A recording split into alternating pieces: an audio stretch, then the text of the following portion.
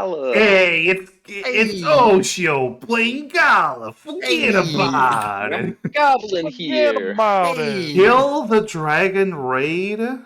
That's only Carbon who posted that. I only read Carbon's messages and Colt. Colt, it's Dragon not dead raid. Because the Okay. dragon's not dead. Aww. The dragon. I mean, he was dead. Yeah, but now he he's did not. die. Got better. It doesn't say dragon not killed raid. It says dragon not dead because the dragon is currently not dead. That's true. Also, hello Raiders. Hello. Why would you do that? Why would you do that? Thank you for the follow, Caught Drawing. We are this. Well, I am Massive Effect. I don't know how to do intros. Hi everyone. I play D&D and I'm a nerd. Hi. I'm here joined by my wonderful friends. Why our points on cooldown? Oh, because Colt already gave me a villain point. Because Colt came in here early and gave me a villain point. Thank you, Colt. Shaking my head, Colt. Shaking my head. Shaking your SMH, shaking your head. Okay.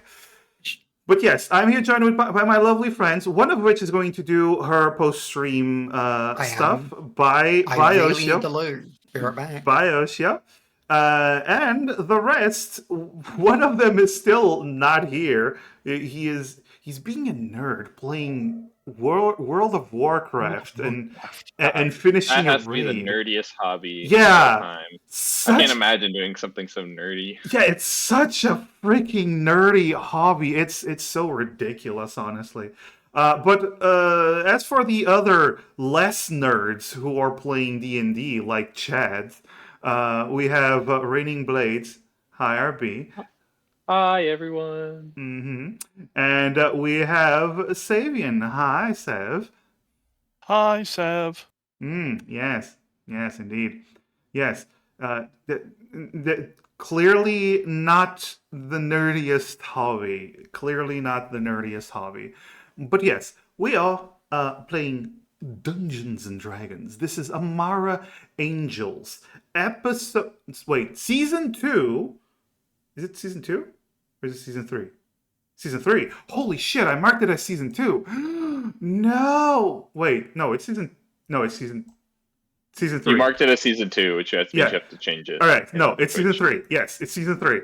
It's season 3, episode 7. The party. It said season 3 the whole time. Yeah, the party are level 9. Yeah, the party are level 9, so they are in getting into the Chad league of D&D, but they're not the Chads yet. Well, Chadettes, because the whole party's female. Now that I think about it, but yes, the party in these last few episodes, in the last 7 episodes, went through a qualifier round for a tournament, the Festival of Champions. This tournament held every 100 years on the birthday of the oldest and one of the most powerful wizards in the world. Shut up, Carbon. The party learned that the reward for winning the Festival of Champions is a ring of 3 wishes. And after getting themselves a sponsor, they learned that they could get a sponsor, and they got a sponsor in exchange for one of the wishes. That means they will have to give up one of the wishes, but the first wish is always going to be for given to their patron, according to their agreement. The qualifier round involved them hunting one of 3 creatures and bringing back a trophy. They technically did that. They brought a live dragon to prove that they could catch the dragon's breath weapon. breath pouch, where they shoot the fire and all that kind of stuff. And they brought a teenage red dragon over. Managed to convince the dragon after getting the dragon's boyfriend to elope. It's complicated. Stuff happened. But they didn't kill the dragon because Gala would get mad. I believe Gala was the only one that didn't want to actually kill the dragon at any point. But this means that the party qualified. After they presented their results and their friend dragon, quotation marks, and his boyfriend left, the party was left at the entrance of the Colosseum. Some of them were hurt, if I remember correct. Yes, Serena and Violet are not in the best state. No, wait. No, it's Serena and Gala. Serena and Gala. I am looking at the freaking tokens, and I could not process it for some weird reason. I don't know what's going on. But yes, Serena and Gala are currently hurt. The rest seem to be in a fine situation, I guess. But yes, I don't know if Osho is back, and we are still missing Spyro. He is busy, I guess. Let me just message him real quick while we wait for Osho. So did you mention the part to chat where there was someone else who wanted to kill the dragon and did? Oh, well, it's not like he wanted to kill the dragon. He did. It was funny. Yeah, it wasn't because it was funny. It was, he needed a breath weapon pouch, and that involves killing the dragon. So we killed the dragon and then brought him back. That was funny, I guess. But it wasn't because it was fun. Yes, for those that don't know, this party is dealing with a very difficult to handle, incredibly powerful wizard who can cast the wish spell seemingly on command, which makes everyone very, very nervous.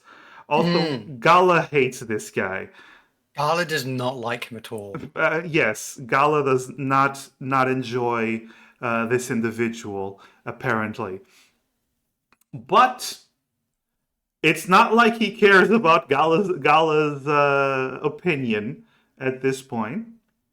So, yeah, we are returning as the party stands outside the Colosseum after having waved goodbye to their dragon friend and his cloud giant boyfriend.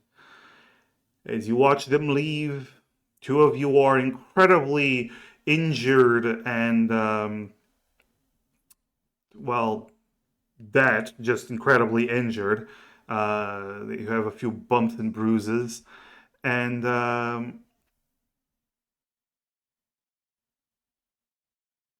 if they can seemingly cast wish at will. No, Carbon, the one organizing the tournament is the one who can cast wishes seemingly at will. That's why he's giving away a ring of 3 wishes. He has no need for the ring. But yes, as I was saying, you are outside the Colosseum. And what do you wish to do? You have the option to... Oh! Hello, Spyro. Hello. Sorry I'm late. No, you're not. Okay. Thank you. Love you, Spyro. Hi, how you doing? I'm doing good. Good. So we're outside the Colosseum? Yes, you're outside the Colosseum. What do you wish to do? Are you gonna go... Ooh, another villain point. I have 2 villain points now. Yay! All right, thank you. But yes, you're outside the Colosseum. What do you wish to do? Do you wish to go find a place to rest? Do you wish to go talk to your patron? Do you wish to I just... think Yes, rest. Well, we could talk to the patron, I guess. that's up to you. It's the middle of the afternoon, getting to the later stages of the afternoon. It's still the sun's still out, but yeah. So you have options. You have options. What do you wish to do? You all tell me what you wish to do, and we'll roll with it. I don't feel great, but I mean, we could go and see. We could go and see our patron. Like, you know, they might. It would be wise to inform him that we have returned and have passed this part of the tournament. Yeah. Coughs up a little blood. Both of you, actually, the two injures are the ones talking. All right. Well, if everyone agrees with it, you start heading through the city of Ancient, the city of Orak, as you pass the multiple sky bridges connecting the city, going past these large, well, ancient buildings. Some of them less ancient, but keeping with the same architecture. As I said before, it seems like even the younger buildings, they made an effort to keep the architecture consistent throughout the city. And as you get to Rickon Pyre's estate, you meet with a guard standing out in front, a off-orc individual who looks you over, immediately recognizes you.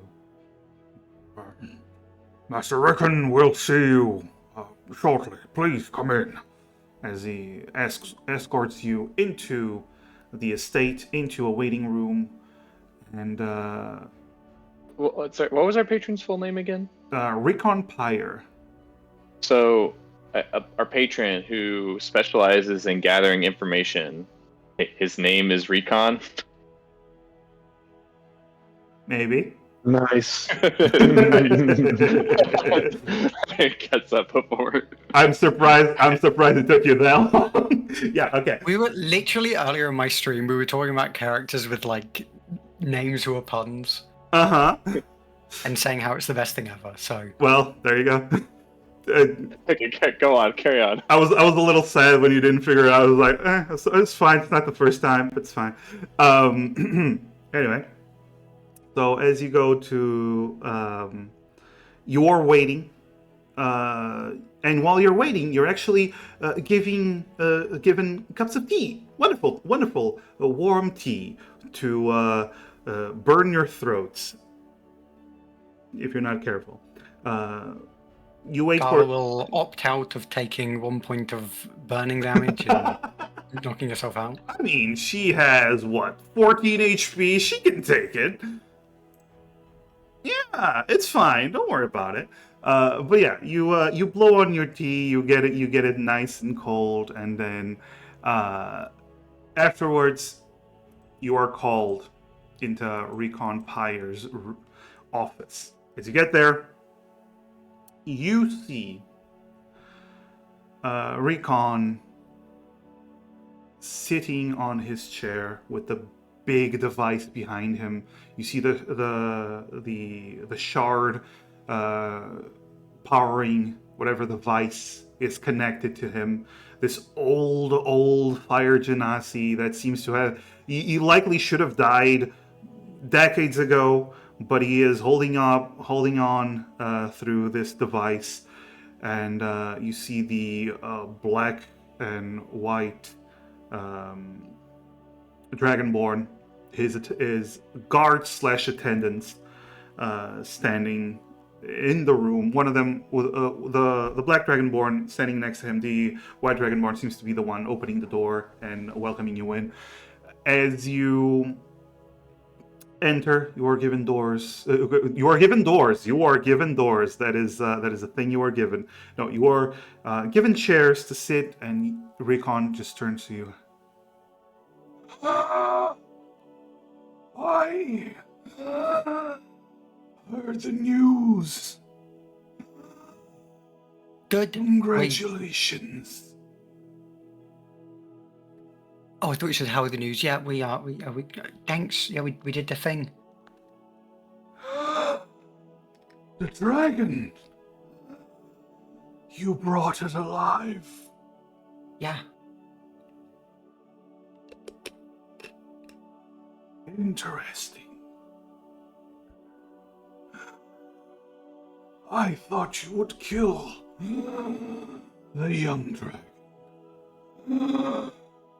Well, it was nice. So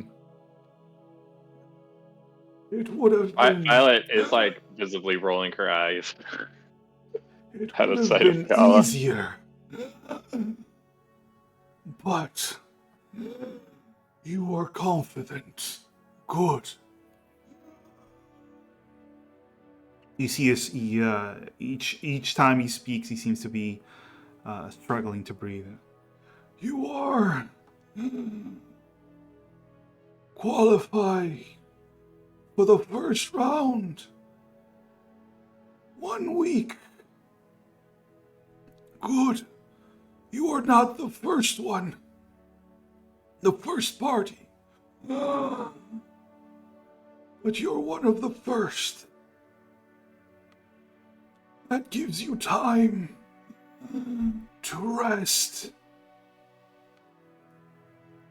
You will have almost 3 weeks before the start of the first round.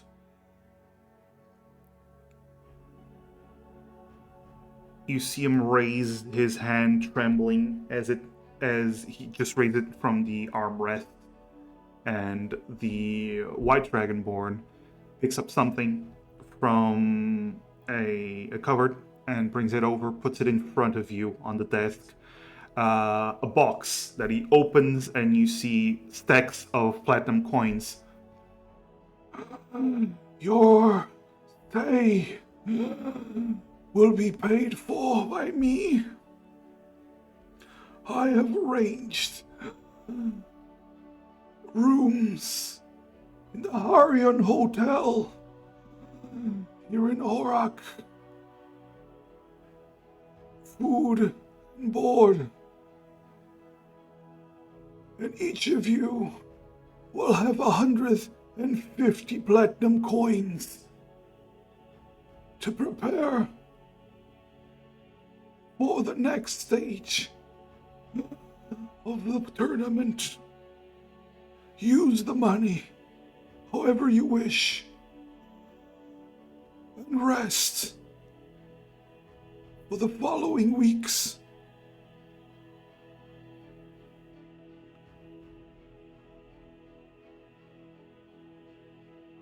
Right. It's a bow and says, "Thank you very much."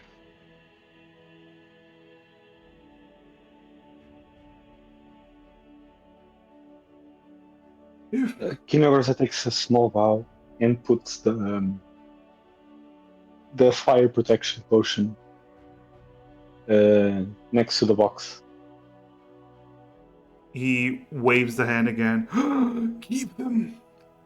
If you have not used them now, you might need them in the next round. They are yours to keep. He nods and takes it back. Use this money well.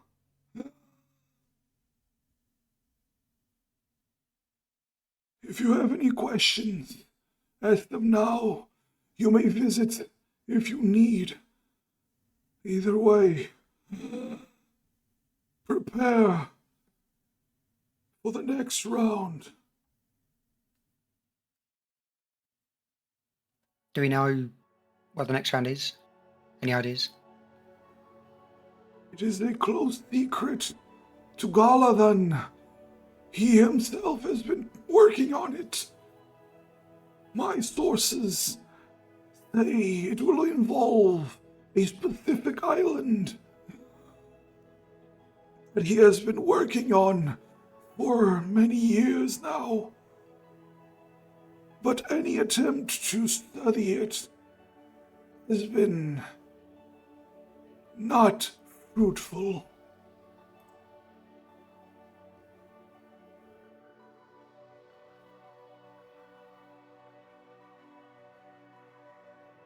What I know is that there are already 4 teams qualified, yours included. Many more to come soon. You will be facing stiff opposition. Do you know how powerful the teams that have already qualified are? I have an idea. One of them will be a problem. Another might not. But once I have information on all the teams, I will provide you with this. I assure you.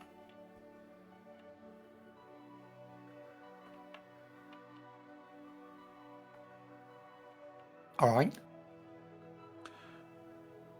My attendants will guide you, will give you directions to the Harian Hotel. Thank you. We'll do more thinking when I'm not in lots of pain, I think. Yes, you look like you're fucked up. Yeah. I starts coughing up blood. You too. Thank you. All right. The White Dragonborn signals for you to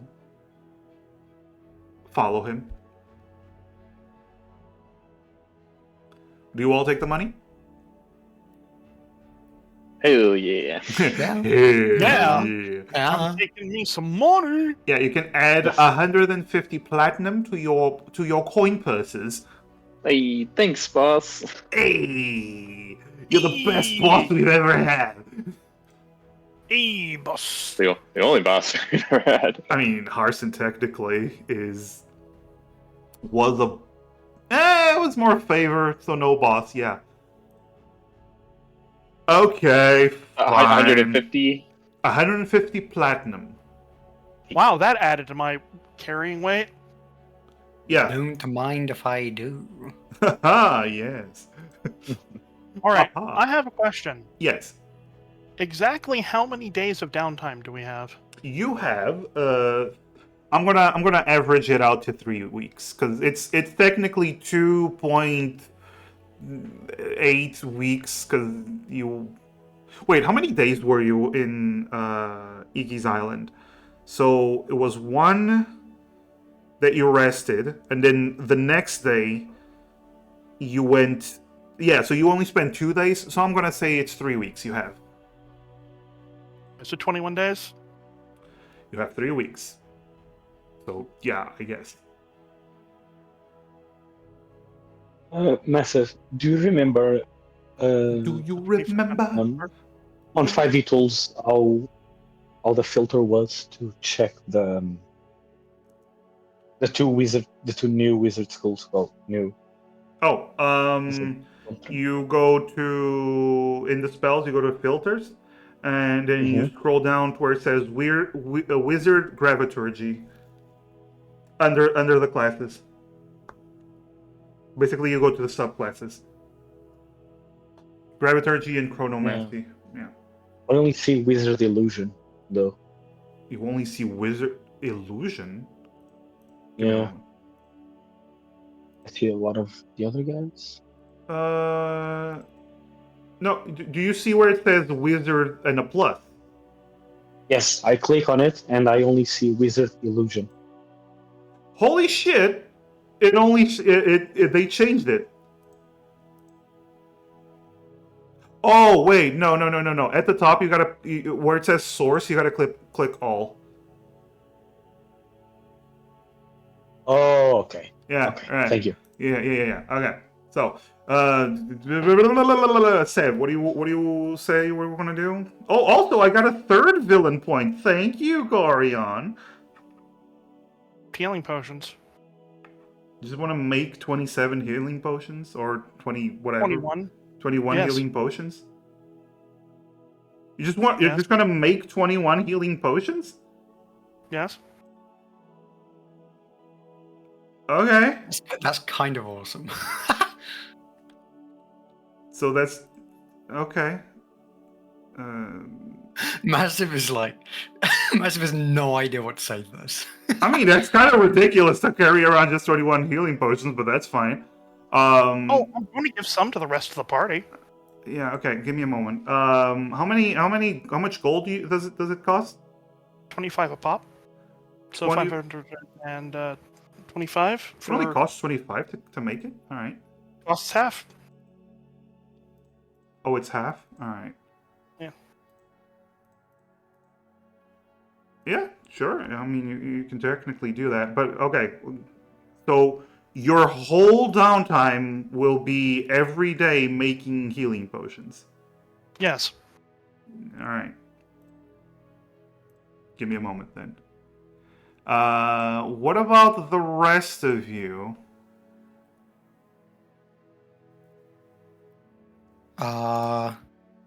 Well, Like I said, pre-stream, Violet was gonna basically see if there was any, or patron had any like work that she could possibly like do in the meantime to help him out. Well, he does. I'm not going to do the voice again, but he does. He does tell you that work can be provided, but he won't give you anything that will be strenuous or dangerous, because he does want to keep you, Yeah, protect his assets. Yeah, that's fine. Yeah, he wants to keep you from, being dead before you even start. So That is just a concept. Wow. We're state of mind and being. All right, so Seb, now you have 24 healing potions because you already had some before. Yep. All right, cool. You're just carrying around all them healing potions. Cool. I've subtracted the money. Yeah. Cool. Also, would it be possible to get any more diamonds for Revivify? Oh, sure. How many are you looking to buy? 2 to 3. All right, I'm gonna say you can find two. It's like 300 gold each, right? Or Yeah. 500. It's 300. It's 300. I'm gonna say you can get yourself two. So, two big enough for Revivify. Okay. So that'll leave me with 40 platinum. Mm-hmm. All right. So,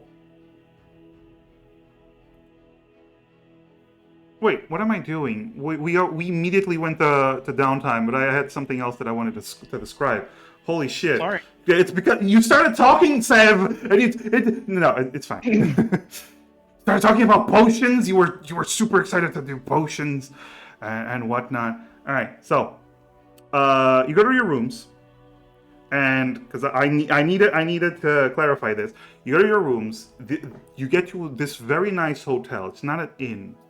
It's a rather nice looking hotel, and as you get there, you receive the information that you will be staying. There are 2 rooms prepared for you for the next month. Those rooms are booked for the next month. They are yours to use, and basically each room has 2 beds. So who's rooming with whom? oh my gosh, besties, who Oh my wants to room with God. me? Oh my god. Oh my gosh. I think Inagros is staying with Serene. So the two individual teams bunking together. All right. Mm-hmm. If Kinegros and Violets stay alone for too long, they might, plot. You say that as if it's a bad thing. It's wonderful. Like, oh my god. Like, oh my god. Oh my god. Hey, we're plotting here. Hey, we're plotting here. All right. So you there we go. I'm just adding in the items. Oh, you already added in the items. Okay, cool. The gold. Sorry, extracted gold. All right, but either way, I want all of you to please roll me a d20. Just straight d20. And there.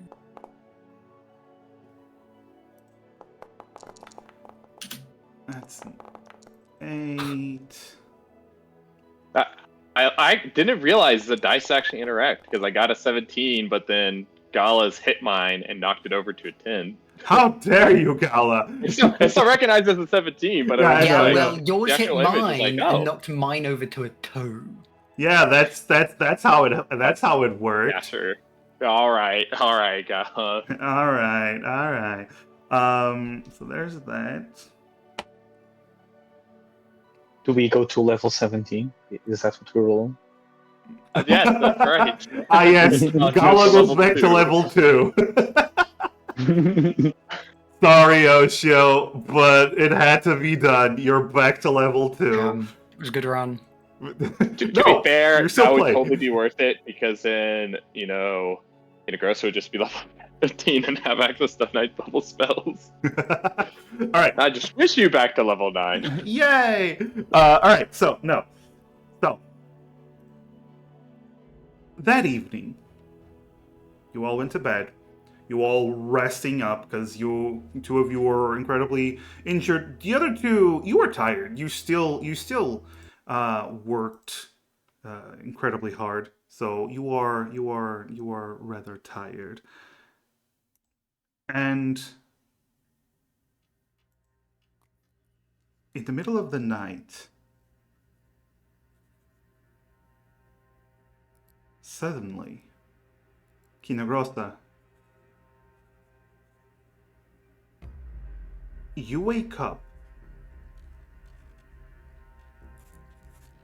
feeling something piercing into your chest.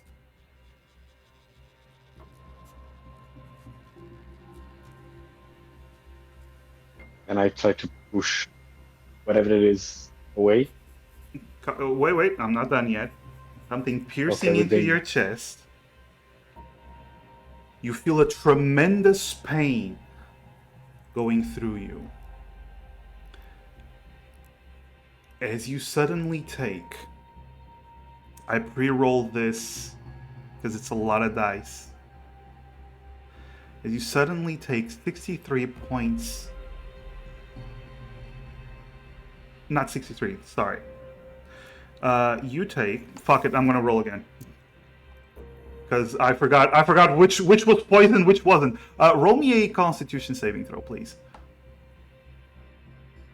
Yeah, I can just roll. Doesn't matter, I don't have poison resistance. Where is it? Constitution saving throw. Mm-hmm. There we go. Natural 9. Natural 9? Okay. It's an 8. Yeah. It's an 8. Not that it matters, I assume. Cool. You take 71 points of damage, split between sneak attack damage and poison damage. Yeah, she's out. No, wait. I'm not done yet.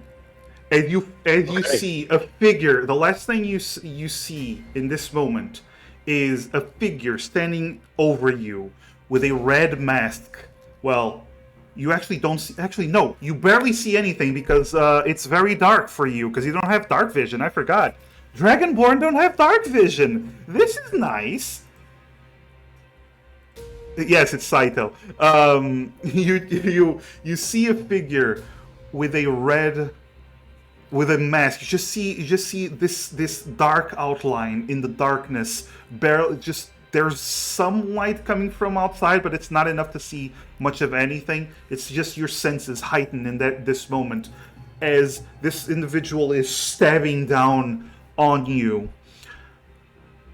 This Okay, if it is Saito, our last words are going to be "back for more, bitch." It's not Saito, but sure. You just feel the blade piercing you where your heart is. But then something happens.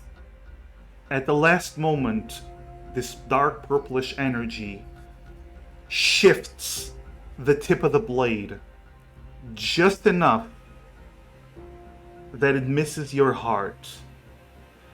And because your name is still on Violet's book of the dead, or whatever, or death, what was the name of the book that we gave it?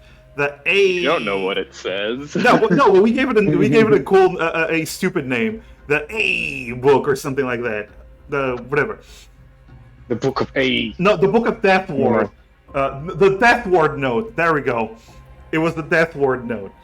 So, as your name is still in Violet's book, your life is saved in this moment. And in this moment, Violet, who is awake in her room, as per usual, you feel something odd and you see energy leaving your book.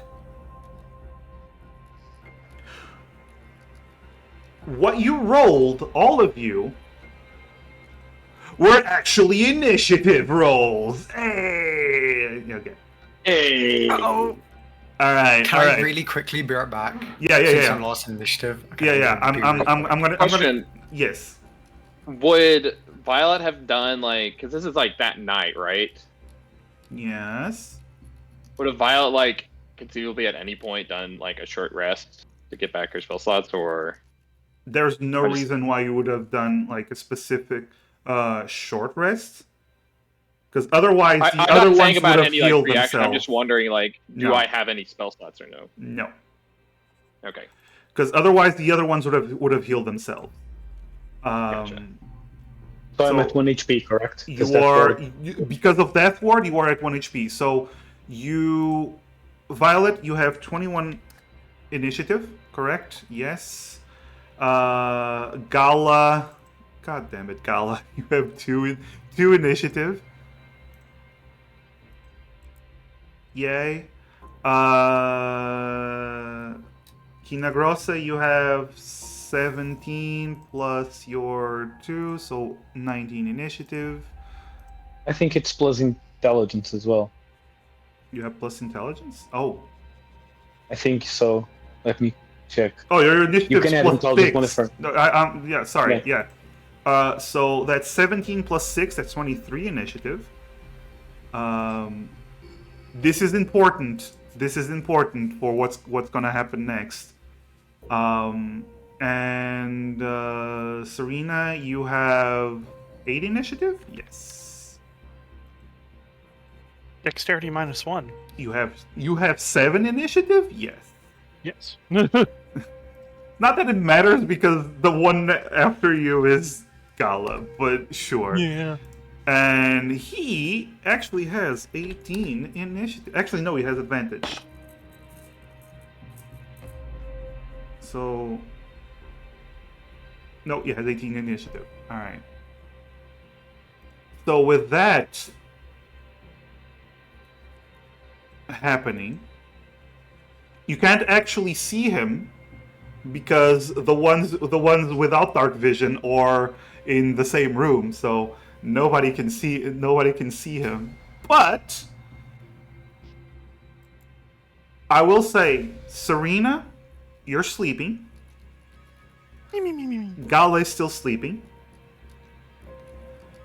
Violet, you are awake and aware that something happened to Kinagrosa.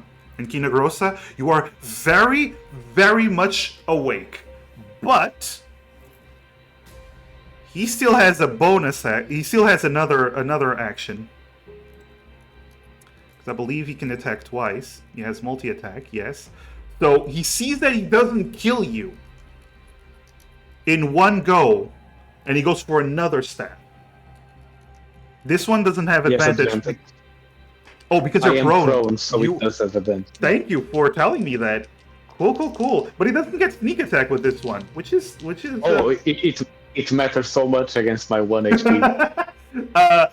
Right. So he stabs you,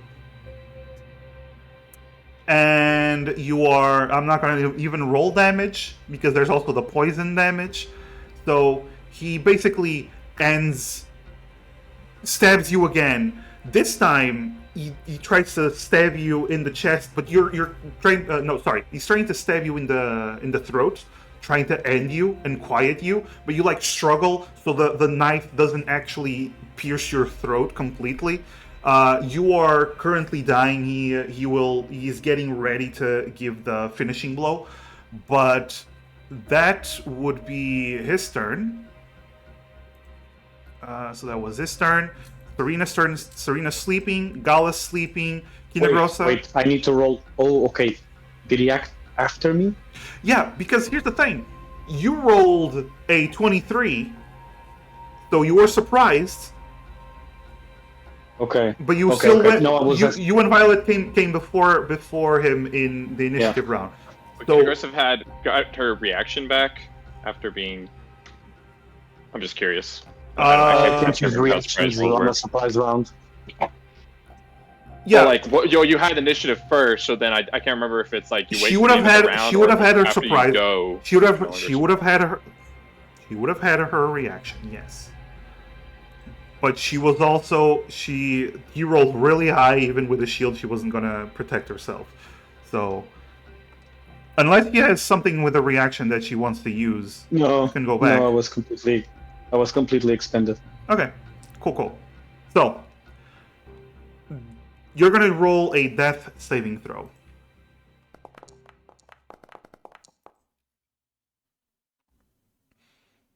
Okay, this is very strange to me. Wait, Okay, it does have 1 HP. So, no. Whoa. So I'm gonna go back. He tries to stab you in the throat, but instead of the death saving throw, what I'm gonna say happens is you struggle and you push the blade away enough that it stabs right next to your throat. He's completely fumbling this whole killing you because after the book saved you, you're just struggling too much and he's not getting that clean stab that he seems to usually get during assassinations because this fucker is struggling a lot. Won't you die? Yeah, why won't you die? I will say though, you are so busy struggling that's your whole turn. Because, that saving throw you would have... Yeah. It's done at the end of your turn, but yes. So, you're struggling. Violet, it is your turn. So, is Kinagrosa making noise throughout this, or... I mean, I know something happened to her because of the book. No, she's not in panic. She's in panic, but he was covering her mouth, so I'm gonna say it's not noise enough to for you to wake up, or even Serena waking up. She's gonna need her full turn to be able to do something about involving noise. But you know that she just nearly died. That your book prevented her from dying. So you know something is up. Yeah, Gala's gonna basically... Gala? Gala. Sorry, Gala. Violet's gonna shout out to Gala. Kinagrosa's in danger, and start to That is a window. Move. Oh, that's a window? Yeah. Do you see the little door icon down below? I thought that was the door, my bad. Alright. You can unlock your door, that's fine. Gala, you just heard Violet shout at you. You wake up and you just hear, Something gross danger or what? That's what you heard. And Violet is just rushing out. I can't move my token over. Sorry. What's happening? You can move your token now. Kinagrosa, danger, now. By me? It's not my turn, is it? No, it's not your turn. I'm talking about... I was talking to Violet. Violet, you get to the door, but as expected, the door is locked because you lock your doors before you go to sleep. And no slots, right? Nope. I told you before. Yeah, I know. Asking me again is not gonna change things. Maybe it would. But if you want, you can ask again, but it's not gonna change things. Violet's just going to, first of all, with her, but as she's approaching the door, or I guess she checks that it's locked.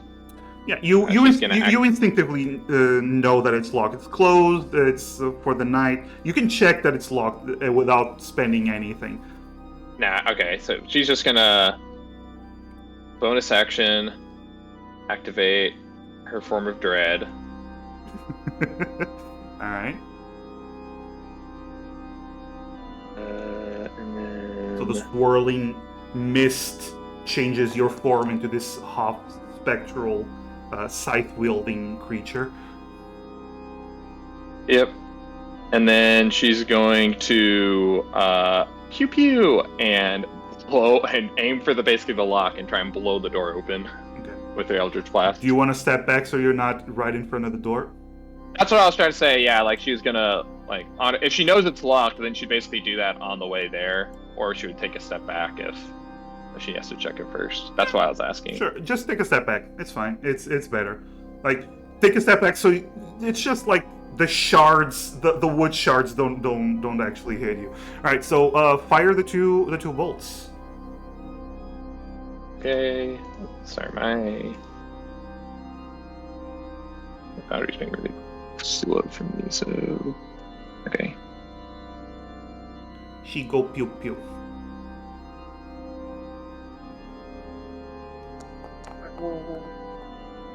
That is more than enough to hit a door. Yeah.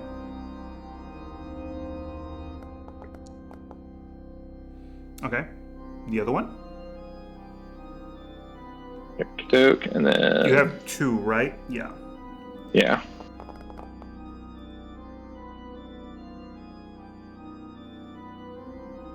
Go pew pew. She go pew pew. Okay, so that's over 20 damage that you're dealing to this lock on the door. These are not, 30 iron doors that are meant to keep people away at all costs. You just blow through the door. Serena, you wake up as some maniac just blows through the lock on your door, and the door immediately opens completely. And Violet, as you're there, you actually see the individual that is standing over Kinagrosa with a bloody long sword, long sword, short sword. Okay. I'm gonna say it was hard to track my movement because I actually went to the window. I'm gonna say that's it, and then she's basically gonna point her wand at the assassin and basically just say, "Leave now," and that'll be your turn. You can't tell me what to do. Wait, can I do? Okay, so it was 15 feet and 20 feet. Sure. I'm gonna say that this is all your movement. That's what I figured. I mean, it's just hard to. Yeah. Okay, so you say that while being super scary. It's his turn. He's like surprised that Kinagrosa's not dead. Looks at Violet and goes, "Yes." He flips his blades around And he goes to stab Kinagrosa again. He really, really wants to kill you. Oh, he has advantage because you're still prone. What's your AC, Kinagrosa? That's 15? Is it 15? Oh, Spyro is not here. Alright. Your AC... I am. You are? Okay. It is 15. Your AC is 15. I shit you not. I shit you not. I rolled a natural 1. And I rolled a natural 6. He goes to stab you, Kinagrosa, but your scales, because you do have natural scales from being a modern dragonborn, your scales protect you as the blade just skids off the hardest part of your scales. It goes, why are you so hard to kill? And he goes for a second stab. He's really trying to kill you. Really, really, really trying to kill you. Okay, so he hits you with the second attack. You're down again. Shield. Oh! What? Oh, wait, let me see if I have spell slots and if it is prepared. You probably have spell slots, right? I do. Luckily, I do. Yeah. Okay, so you use shield, brings it up to 20, but he still has advantage because I'm still. I rolled with advantage. Okay. You rolled a 19. Not natural 19. With modifiers, you rolled a 19. Oh, okay, cool. So, with the second stab, you cast shield. The protective wings form around you, and he fails that stab, and he goes, "Fuck this!" And you see him rush towards the window, which seems to be open. And he jumps off the window. He's going to roll to see if he lands prone. He does not land prone. And he is going to move. As he begins to make... Seems to be making an escape.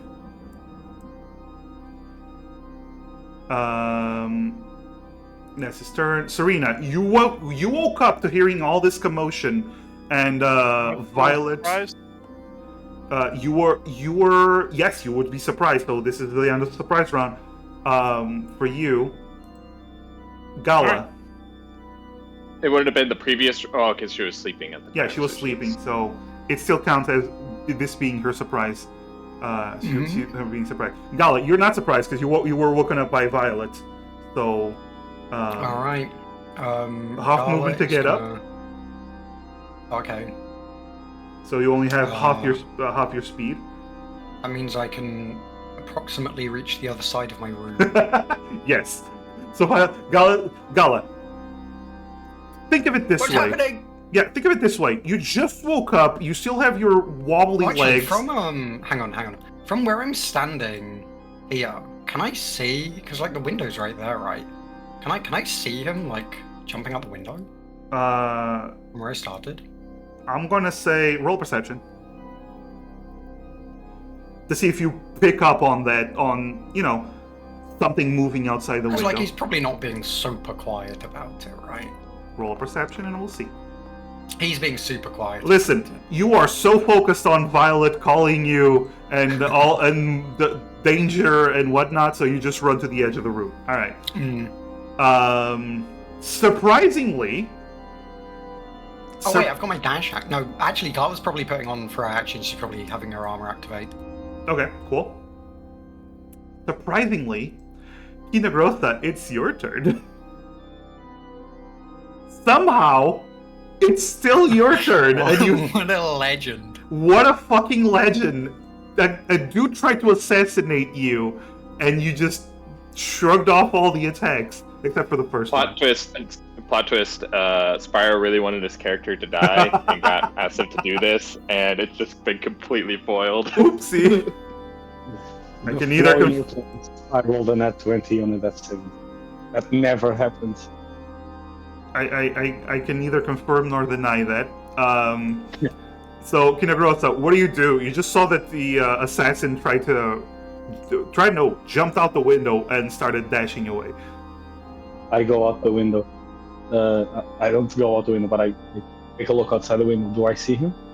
You can move your token and see if you see him. Lol, sorry, I had the sheet open. Where is the window? I really don't see you. What? No, the window is up. It's up. Yeah, by the way, the light stops here and then splits in two. I know. Okay. It's because the sources of the light are coming from two different sources. That's why it's splitting. Okay. So I'm gonna try to do something that I've yet to use, which is where is it? It's not prepared. Oh god. Oops. But this one is the woes of being a wizard. It's not prepared.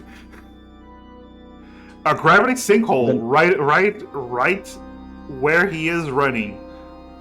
Yes. Right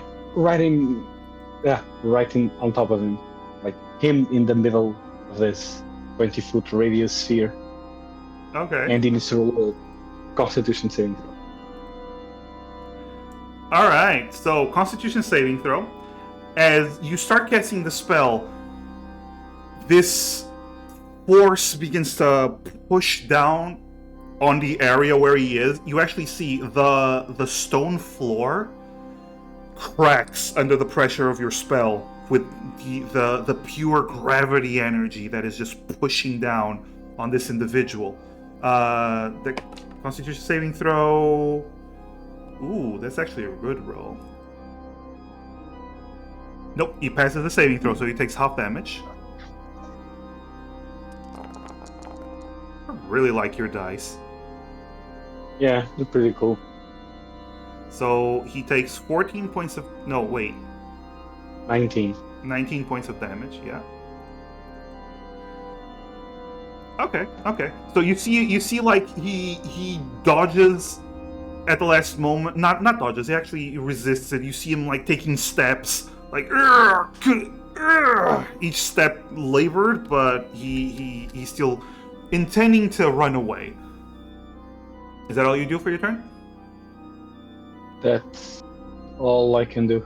Okay, cool. Yes. Violet.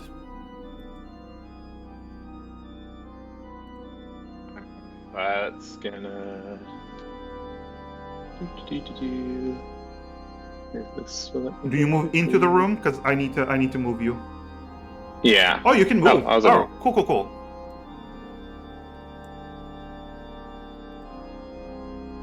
Yeah. She can't.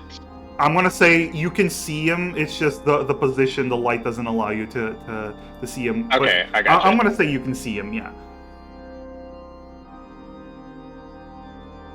All right. Violet's going to pew pew. Okay. She go pew pew. Yep. So first one. Eldritch Blast. That is not a hit. And we don't have hero points, right? I have 3 villain points. All right. Second one. Second pew. Okay, that is a hit. Okay, she's gonna do her damage roll, and then she's gonna use as part of her form of undead. Once returning to turn, you can force it to make a wisdom saving throw. See if it's frightened. Sure, he's already running away from you. Yeah. I know, but it's part of the natural 20. Okay, and then also in addition to just that, where is it? I can never. What, the convert it into necrotic damage and deal extra damage? Is that what you want to do? Yeah. Okay, then deal the extra damage. Yeah, I can never find where it's actually. It should be in your abilities. But it's the in features. Yeah, but it's a different. I can't remember which actual feature it's called because it's not the main one. It's somewhere else, but I know it's an extra D10, and then it converts it to.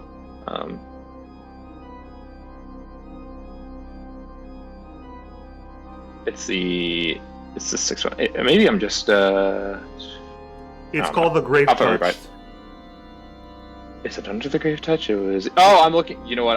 It's not. It's not under the Grave Touch. Isn't under my active abilities. That's where I'm. No, it's in passive abilities. Gotcha. That's where I'm overlooking. Okay. Anyways, rolling an extra D10.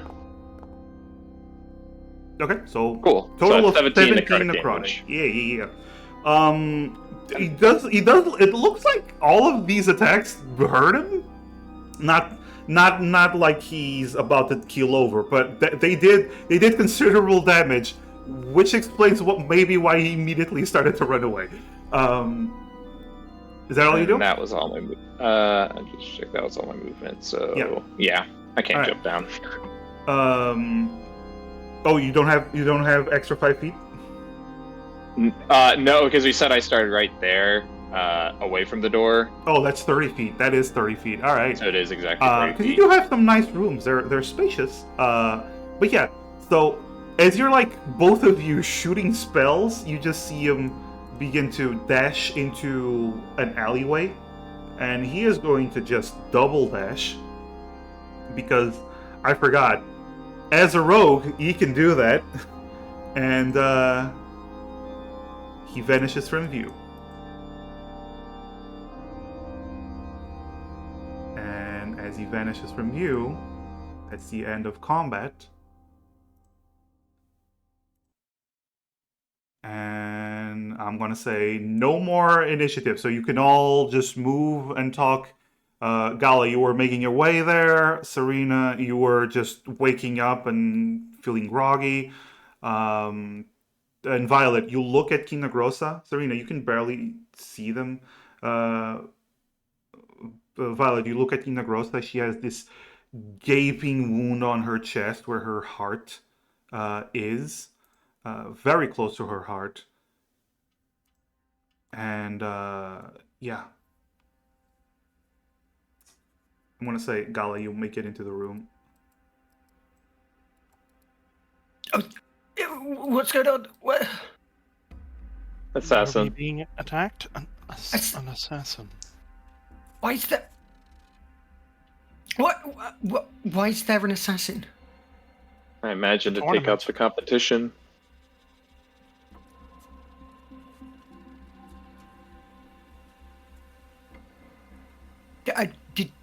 Did you see them? You okay? You're wearing a red mask. Oh, Grocer has a big wound in the chest. It's very dark inside. You can light the candles if you want, so everyone sees. Let me get you a light source. Right, there you go. You light the 2 candles. And now you see Kinagrosa just bleeding profusely, heavily wounded from the sneak attack that the only reason she survived before was because of Violet. You know it was because of your book.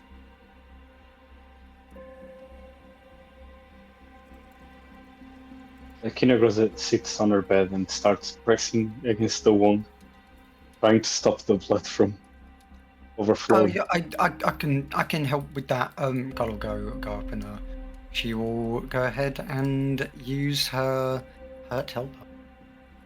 You just slop.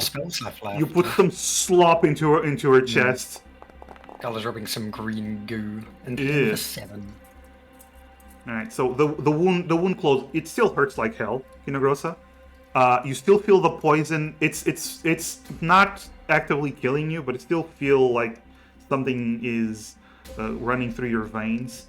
It's going to take a while for it a little bit for it to fade, but at least you're not bleeding everywhere anymore. Your bed is just covered in blood.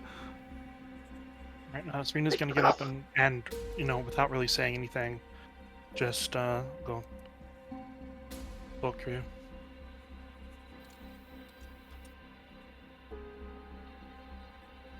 Okay, so Kinogrosa, you feel as that icky feeling of poison within you actually fades, and you're still hurting because of the wound, but no longer hurting because of poison or no longer bleeding everywhere. It is at this moment that you actually hear a noise outside, and you see a man walk in, look at the door like, "Hey, what's all this commotion?" Oh, nothing. Just one of our friends getting stabbed by an assassin. What? That's what we want to know. How did they get in? I'll go get the guards. I'll go get the guards. You see him just dashing away. He's not even an employee of this place. He's just from another room. He just what's all this? Gala doesn't care. Yeah. He's a concerned citizen. Yeah, he's a concerned citizen. There we go.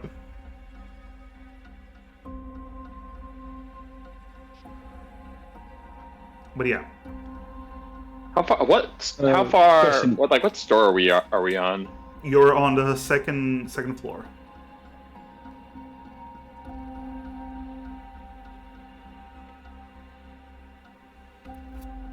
So essentially, you would have taken like 2d6 points of damage from falling. Yeah, but that was just anything. How good a look did we get at the guy when he was on the street? He was being lit. So yes, you saw that he had black hair. He had elven years. Slightly from the little skin you saw from his arms and back of the neck. You saw he had a slightly tan skin, a red mask making a grimace, and black and red leather armor. We should ask our patron about someone fitting this description in the morning after we have rested. yeah.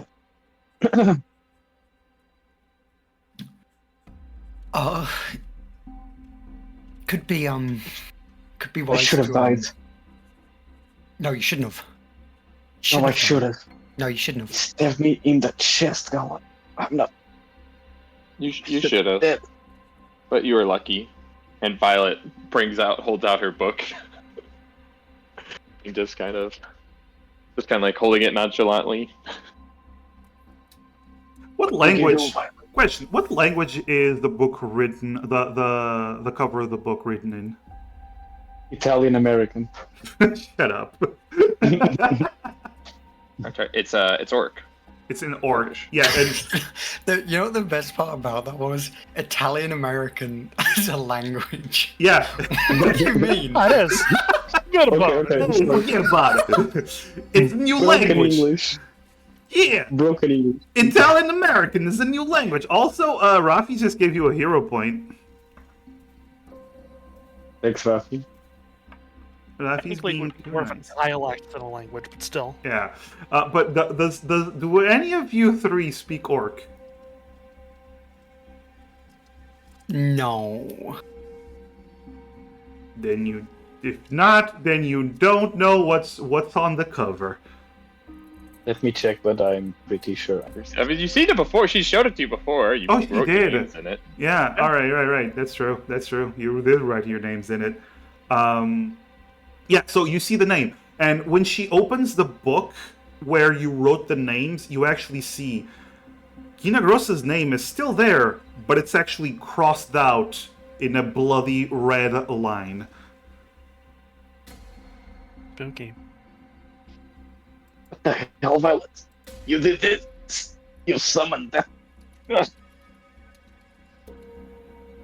It saved your life, like I said. You do it again. I'm sorry, what? What did King Chris say? Can you do it again? After I rest, the magic will return. Good. I'm gonna start building protections when we sleep now. We should all sleep together from now on. Right, that's a good idea. All right. Maybe we should. Maybe someone with dark vision should sleep in each room. Serena's just going to cast this on Kinagrosa. Dinok Pavor. Here, have Death Ward again. Thanks. Double Death Ward! Alright. Cool. So, I'm gonna, oh, by the way, Violet, you know something. The name that's stricken out, it's not gonna fade, so you're gonna have a permanent record of how many times Kinagrosa would have died, or any of your party members would have died. Yeah, there's bloody. I imagine that once she rests, the bloodline that goes through it just transfers into a little tally mark. Yeah, basically. So you're there's always not enough book. Yeah. RB, there's not enough book for my character. Yep. I'm just saying.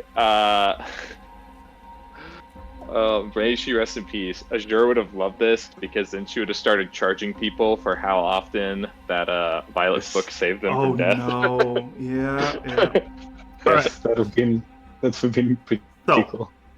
As you're having this conversation, I'm gonna move you back to here. As you're having this conversation, you do see that the construct guards,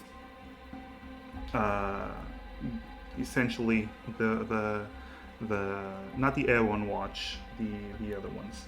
Fuck, I keep forgetting their names. It doesn't matter. The walking armors show up. They immediately begin to question you.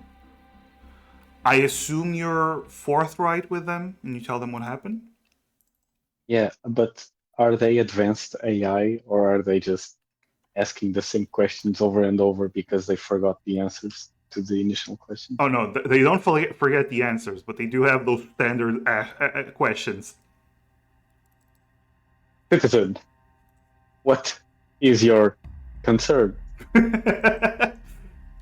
Citizen, please continue talking. But yeah, so you man, what did I call them? I keep forgetting their name. I always remember the Airone Watch.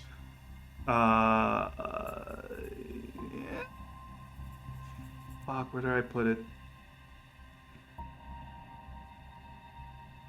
No, there's the Onyx Enforcers, yeah, and the Hollow Watch. There we go.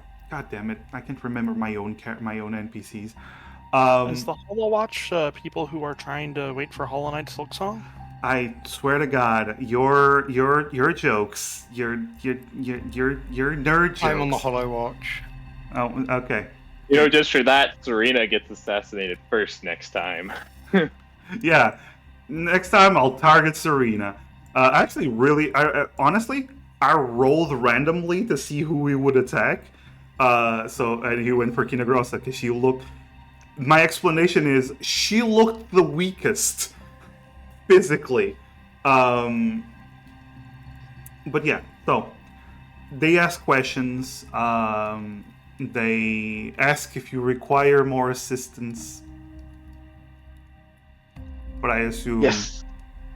Yes. Bring me a scroll of locate creature, and I will deal with it myself. Citizen, that is not assistance that we provide. Assist me with a... Okay. Would you be able to keep watch over our rooms for the rest of the evening in case Assassin comes back to finish the job? You see them standing very still, as if processing, and then 2 Hollow Watch will provide watch duty over your rooms. Good night, citizen. We will hunt this perpetrator. We will hunt this perpetrator. As you hear them all say this as they are walking away. Alright. So, with your rooms being on watch, you go to sleep. I assume you take watches anyway, because... Or Violet just keeps watch. And you get a full night's rest. You can do the long rest now. Yay! So that was scary. Man, if I had her spell slots, you would have fucked that guy up. If I had not rolled 2 on initiative, I would have been able to cast some spells. Question. Yes. Did he leave any, like, when we ran, like, when he, like, obliterated him afterwards, like, I attacked him, did he leave, like, any, like, blood behind or something like that? No, because your spells dealt force damage, all of them. Necrotic. Necrotic damage also doesn't make him spill blood. So there was basically no, like, physical trace. Yeah, you left no trace. You didn't leave any traces. No. There's traces, like, you know, he opened the lock on the door and stuff nothing like that like he was holding or that was part of his body. Oh no, nothing like that. No. Okay, just wanted to make sure. He was thorough, especially when he was running away. He managed to avoid stuff like that. But yes, so morning comes. The Hollow Watch did keep guard over your rooms, but they will not provide this service again, and they fucked off. The hotel manager says that they apologize for the event. We apologize for the inconvenience of you nearly being killed. Would you please take a free complimentary breakfast? No breakfast. No, yeah. What they say is, we will not charge you for the broken door, and the ruined sheets, and another room will be provided for you at no cost. Can I request a room with no windows? We have no such room. Can you board up some windows? You can do what you wish, as long as you don't damage the room. So no. She just smiles. You know that customer service smile? She just smiles. She's just done with your conversation. But she can't say anything else. This is why the Hollow Watch is taking over your jobs.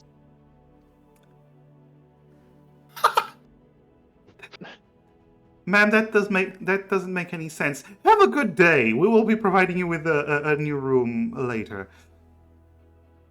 Yes. Violet in her room, I was gonna take the time. She's and cast a spell now that it's morning. Okay. She's gonna try and scry on this. Oh yeah. Okay. What bonuses does he have? So. It's just she's met the target. But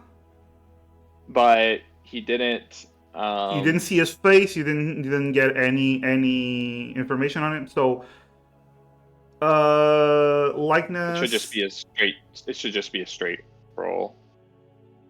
I mean, I don't know what likeness or picture is supposed to mean, like, because she saw like the mask and stuff like that. But I'm gonna say. Connection to target, likeness or picture. Yeah, well, I'm going to say it's just a straight roll. Yeah, that's fair. Yeah. That's what I expected. You don't really know him, but yeah. So, straight roll, wisdom saving throw. That is a natural 1. Yeah. But I do have villain points.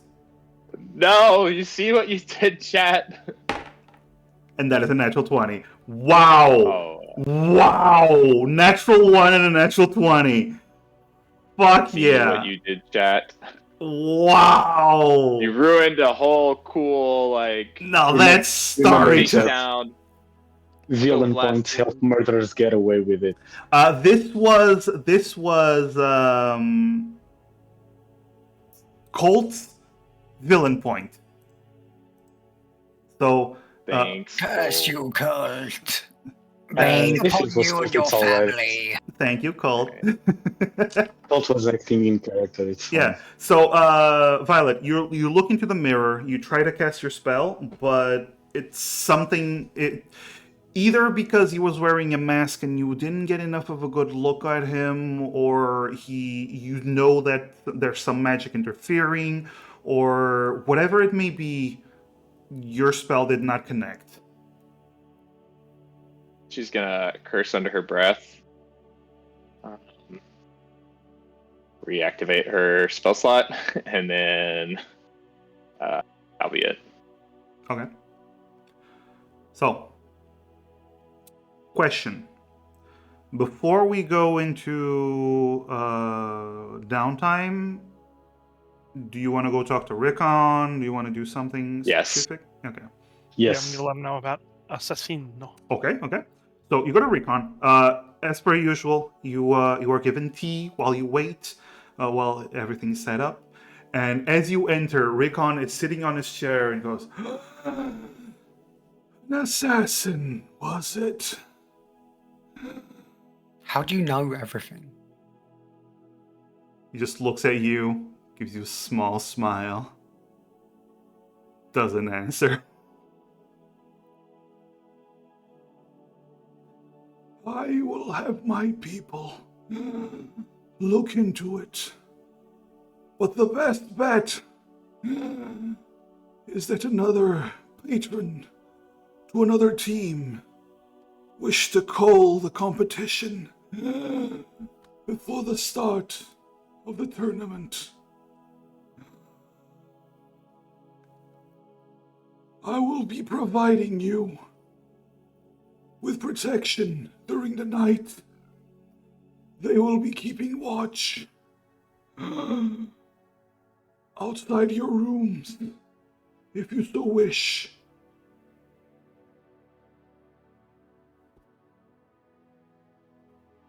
Yeah, that's fine by me. That'd be very helpful. So be it. If I find information on this assassin, I will take care of it. Do not worry. You will be safe until the tournament. You have my apologies. I should have heard about this sooner. You see him close his fist. He is weak, but he's closing his fist clearly as strong as he can from just pure frustration that this little piece of information escaped him.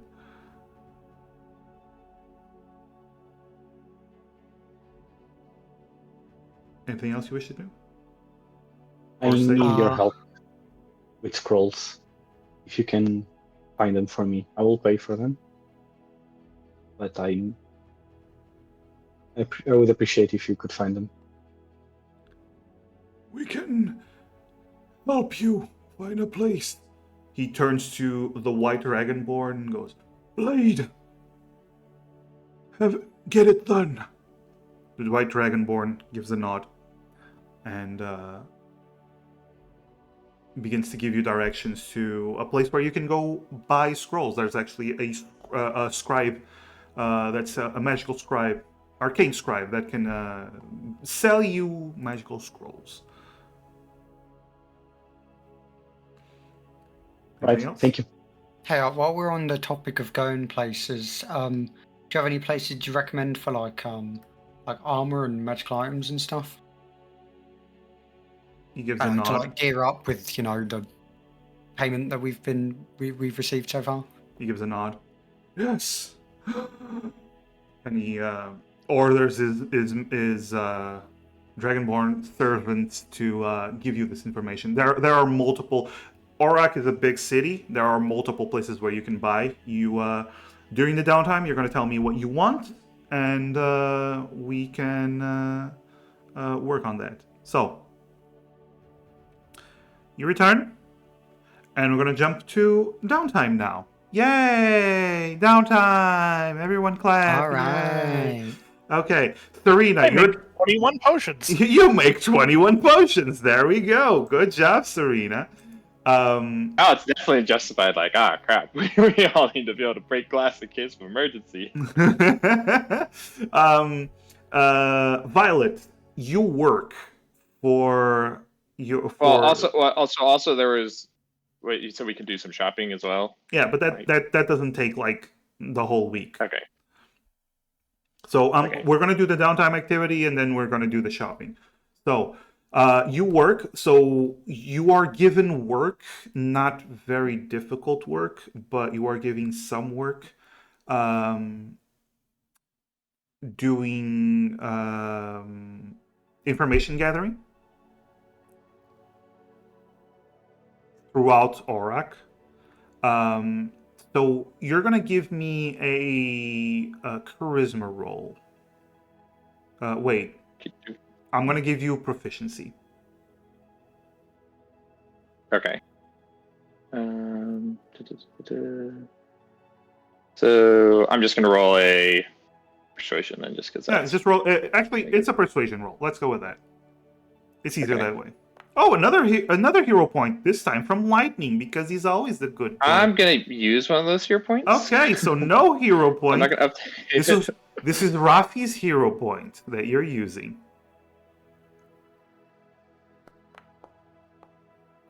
Oh my god! Wow, that is amazing. I'm still gonna also. Wow, I'm gonna also as part of this.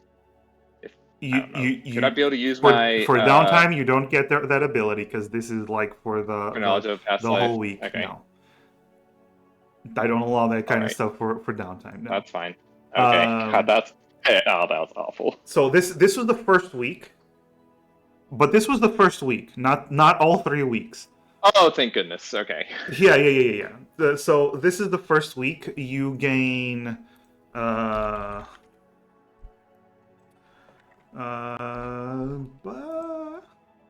mean, your performance it's a 12. So you notice that your performance does not impress him, unfortunately, and you gain 7 gold for your services.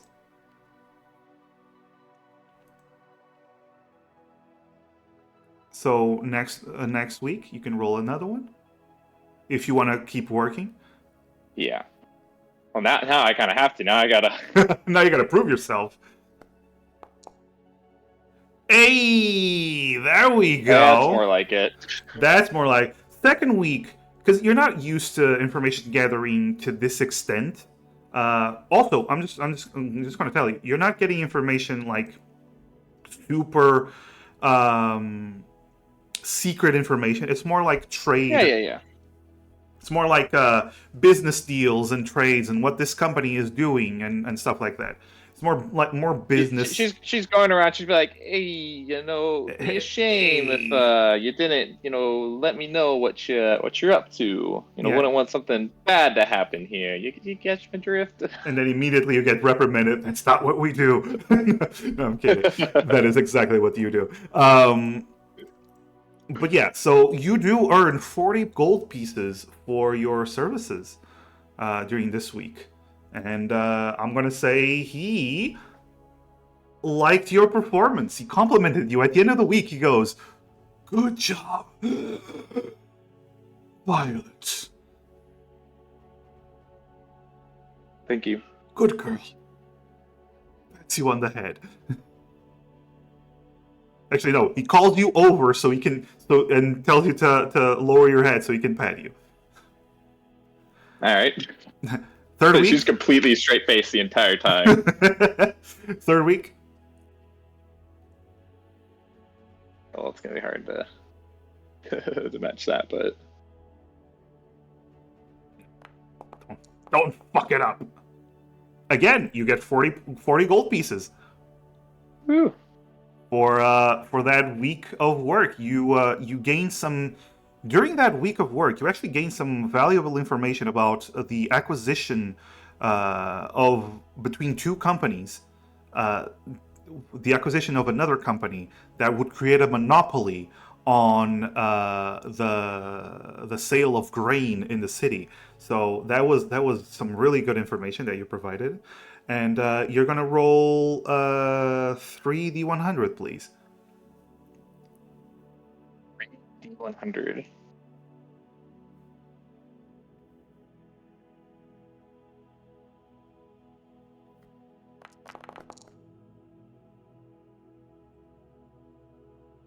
$37, 91, and an 80. All right. No complications. These were 3 wonderful weeks of work, and you learned some important information about the city, and also how to collect information from people that actually know how to do it. You did a good job. Good job, Violet. Good internship.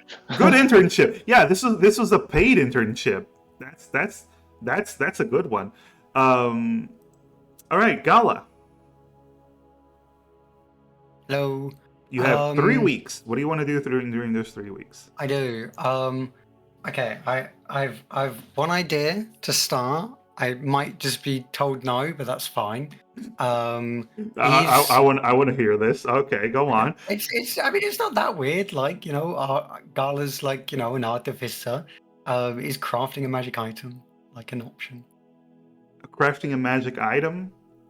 Or is it not? It's fine if it's not. It depends on what item, because it does take time to craft an item. Yeah, but I mean, we have 3 weeks. That's a pretty good amount of time. What item are you intending on crafting?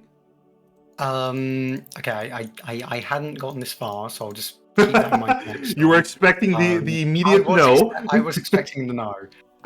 Good to know for next time. Gala's going to do research. Oh, Gala's going to do research? Research on what? Gala wants to research the tournament organizer. The love affairs of dragons. No? Okay. No, Gala wants to research Galindan Ithrana Liadon. Gala would like to know more about him. Okay, so there is plenty of places to do research. It's 50 gold up front, and for each extra 50 gold you pay, it's going to give you pluses to your roll up to a maximum of +6. Gala will just do 50 like up front for each week. Oh, so just 50 gold? No bonuses. Well, it's per week, right? So it'd be for the first week. Let's go for the first week. All right. Sure. So 50 up front. 50 up front. All right. So that's 5 platinum. Okay, that's 5 platinum. So you're gonna roll. After 1 work week, the character makes an intelligence check. It's just a pure intelligence check. Can do. Intelligence is pretty good. Ooh, thank you for the height rate index. Index over here, always giving us the keeping our throats moist. Yes. Moist. You know, some people hate the word moist. Moist. What kind of power up is Moist Beam? Damn it, Sev. Okay, let me focus. 9. You're keeping that roll? Yeah, well. Okay, so. I have a hero point? I mean, I'm not going to use it. There is a hero point if you want. I'm not going to use it. I've got 2 more tries. Okay, cool. So with this, you're going to learn one piece of lore. What you learn. Lore. So Galindan Ithrana. What you learn is that he is indeed, well, you already knew this, he is indeed 1,400 years old. Cool. The piece of like, wow, that sure is old. That's older than me. That is older than you. You do learn that the oldest recorded high elf before him was reached the 997 mark before they went into their internal slumber. And he just blew that away. And he seems very healthy. And he's been doing this. You learned that this piece of lore. He's been doing this for 400 years. And essentially, he used to do magical research, but for the last 400 years, he's been dedicating most of the century to preparing this tournament. It's almost like this is the only entertainment he's getting. This is the one piece of lore you get. 400 years, most of his dedication has been not to magical research. It seems like he no longer has need for magical research. He's just focusing on preparing the tournament. Second week, how many 50 gold coins do you want to input on this? Yeah, just another base. Just 50. another base? All right. Mm-hmm. Roll that intelligence roll. -5 again. And give me another intelligence roll. Let's go. It's a better roll? That's a 17. That is a better roll. You get 2 pieces of lore. 2 pieces of information about him. Don't mind if I do. Okay. Let's be specific. Are you researching his history or something specific that you're looking for? Or just general research? I mean, Gala wants to know, like how, how he got to like be so, crazy strong and like, Okay, so general history that he has. Mostly general info, like. First piece of lore that you learn. Comfortable not knowing much. Okay, first piece of lore that you learn comes from a very old book. Apparently, according to the stories, because the thing is, when you get to be so old, a lot of your past becomes myth. He's old enough that his childhood is just myths and stories. There's a lot of stories. There's one story that says he wasn't even born normally. He just appeared out of nowhere over 1,000 years ago, and he was always this crazy powerful wizard. But that's rolls her eyes. Yeah, that's you don't even consider this. The general consensus is that he actually started as a priest over 1,400 years ago. And for the first century or so of his life, he was actually a priest of the light. And a damn good one. Apparently, within just 100 years, after becoming an adult, 100 years after becoming an adult, in just 100 years, he reached pretty high in the church. That is one other piece of lore. The second piece of lore is what comes after. Apparently, at some point during a war against one of the incursions of the Demon King, Galindan actually gave up his priesthood, dedicating himself to arcane magic, and he never took a master. All the magic he learned, either he devised by himself, creating a lot of the spells that are used nowadays are attributed to him, or this is a little nugget that you find. A lot of the spells that he also knows were taken forcibly from other wizards.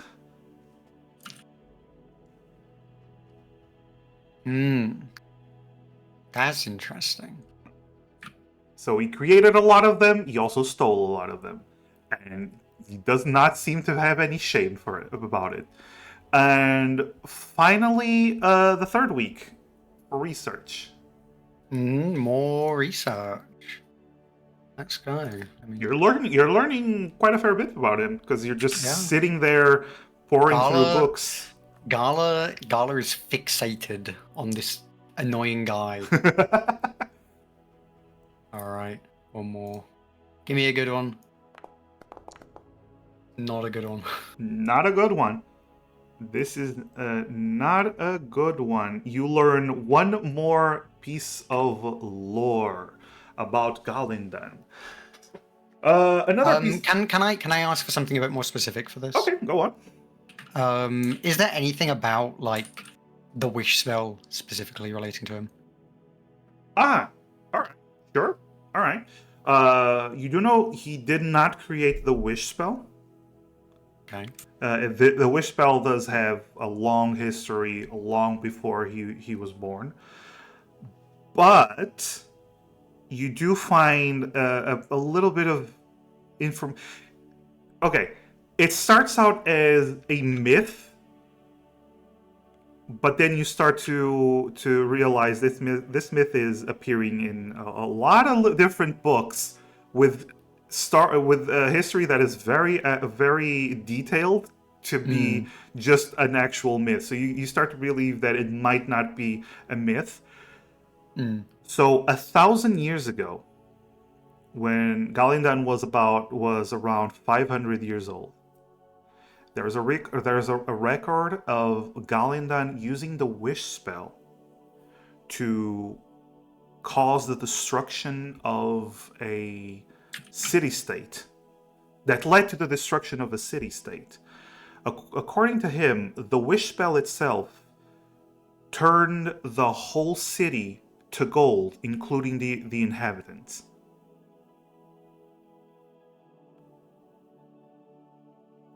And then the city plummeted from the sky, no longer being held up by the air stone. According to this story, the king, there's various different, this is where it starts to turn into legends. There's different ways the story is going, the story may go, but one of them says that the king insulted Galindan. Another says that the king of this nation actually attacked and tried to imprison Galindan. Another one says that he was married. He wanted to be married to the princess, but he was refused. Another one says that they were actually in love and they were going to marry, but she got killed. There's different variations. You don't really know which one is true, but all of them say the same thing. He used a wish spell to turn the whole city-state to gold. And afterwards, Galindan went missing for 100 years. Okay. So either because of the repercussions of the wish spell, or because of him just wanting to go missing for 100 years for whatever reason, you don't know, but there's no history for the next 100 years that, so there's a gap between 500 years old and 600 years old. There's a gap for his story. Was the city of gold ever found? It plummeted down to the surface, so there's no records of anyone going down there to find it. So it's there, you just have to find it first. The treasure is all there in one piece. I fucking hate you. Go away. Oh no, please. All of you. Why are you doing this to me? Fuck off. The last one is Kinagrosa. Dreamin'. Kinagrosa? Yeah, so did we get to the shop? Okay, like I said, we're doing downtime first, and then yes, and then we'll be doing the rest. Oh, but I want to buy scrolls to one. Oh, for the first week, you're gonna need time to copy the scrolls, right? Yeah. Okay, what are you looking for in terms of spells? Okay, I have a lot of spells that I want to, but I Summon Draconic Spirit. That's one of them. Moment. Let me just do this. This.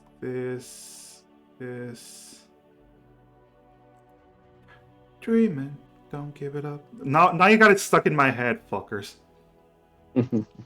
Here's how the story goes. I'm doubt, but a treasure on the grand line. There's no doubt. The pirate whose eye is on, he'll sing. I'll be king of the pirates. I'm gonna be king. I hate you. Okay, so in terms of spells that you have, I'm gonna read the spell list that this individual has for sale. Oh, okay. Because you're not gonna get all the spells you want.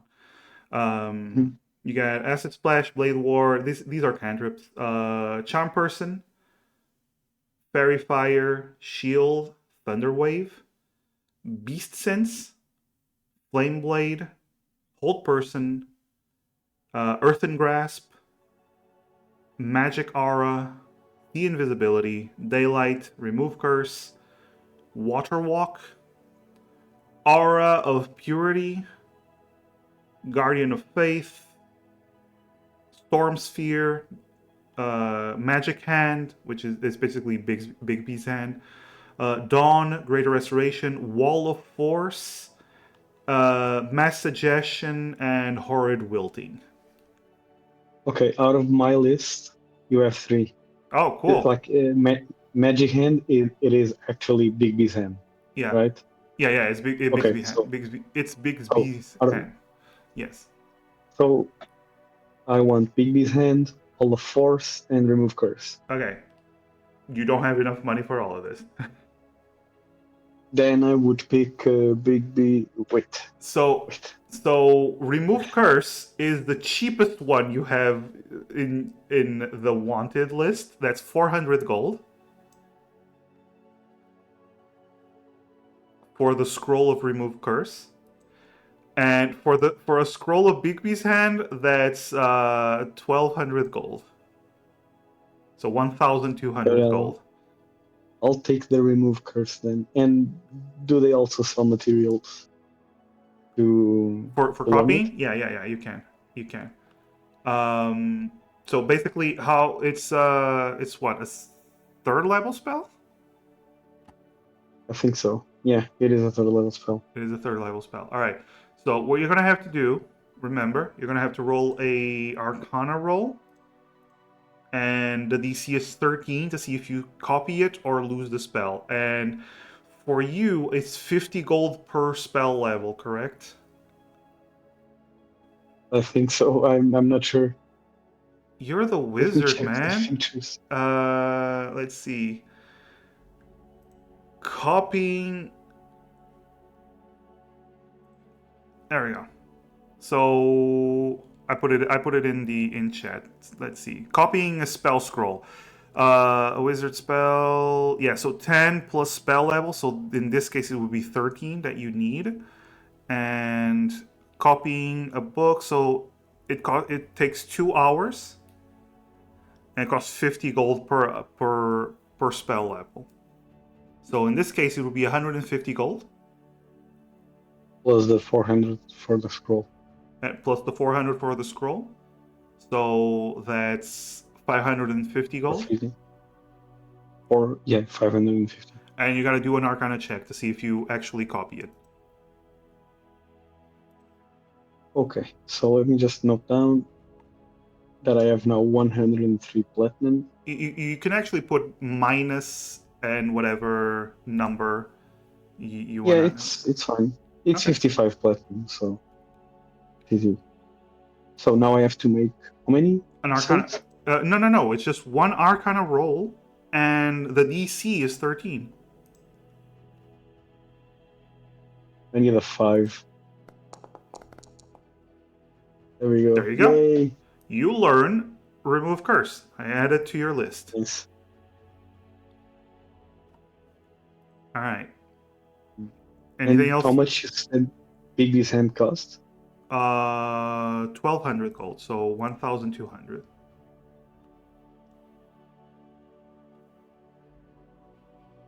I don't have gold for that.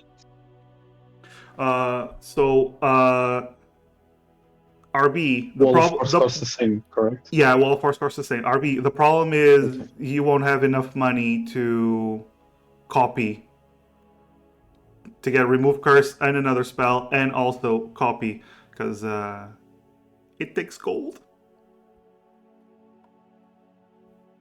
Yeah. Yeah, well, it's okay. I mean, you can still buy the scroll if you want, and it'll cost you I think 250 to copy. Yeah, I misunderstood. I thought like Spire was wanting Big V's hand first instead of Remove Curse, and so I was like, oh, I thought he'd be able to afford that and then scroll it and just. I mean, technically, you could have gotten Big V's hand, but not Remove Curse. But you already got Remove Curse, so Remove Curse was a misunderstanding. I think it's a bit more useful. None of us have it. Potentially, yeah. I will say this, since another hero point from work, nice. I will say this. This only costs you a couple of hours, so you do effectively have 3 weeks of downtime. What are you going to do for the 3 weeks of downtime? She's going to research about the tournament. Previous tournaments. Previous whatnot. tournaments. Yeah. All right. So, how much money are you spending on the first week? The base is 50 gold. I'm just 50 gold. 50 gold for these weeks. All right. So roll an intelligence roll. Just pure intelligence. Downtime.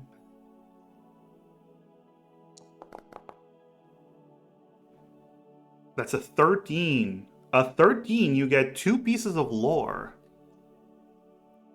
Dun-dun. All right. So, the first piece of lore, the first tournament that was held 400 years ago. The first piece of lore that you get is the reward, the grand reward, dubbed the Holy Sword. It was a sword that the hero of one of the previous eras earned during the tournament. This hero also being one of the being the winner of the Festival of Champions. The great hero. Himmel.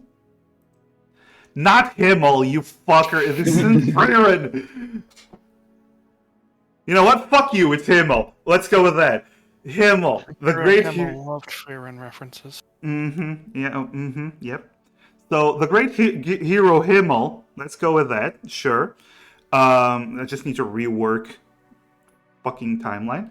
The great hero of that time won the Great Holy Sword, which was an extremely powerful, sentient, legendary blade that was used a couple of years afterwards. That was used to slay the Demon King.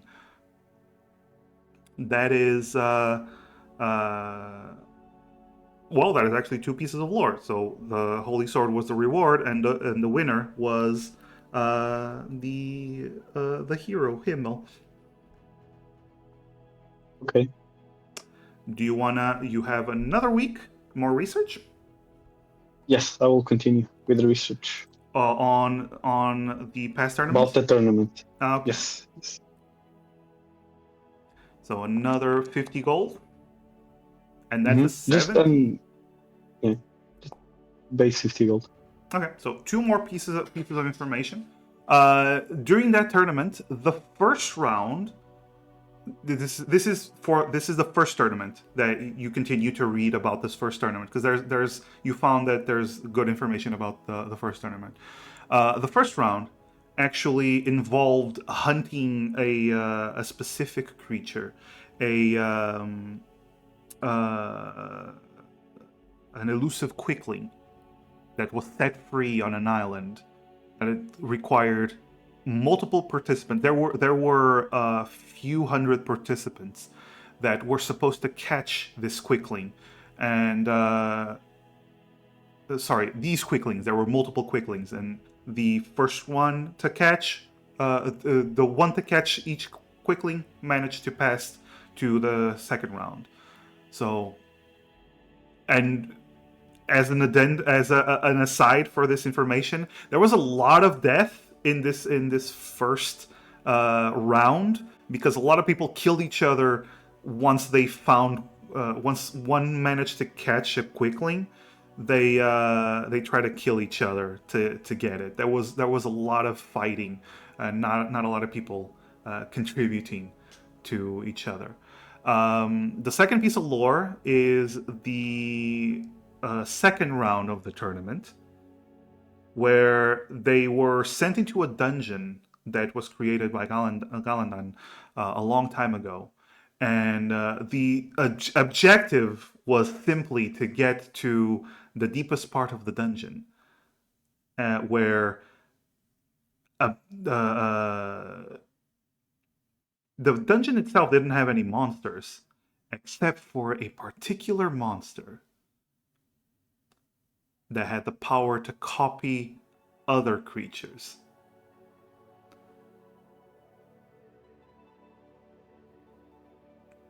So you learn about 2 rounds of the first tournament. And for the last week, I'd like to spend 150 gold for this. Okay, so you get +2? Yes. No. Okay. Yes, you get +2. So you roll and you add a +2 as well.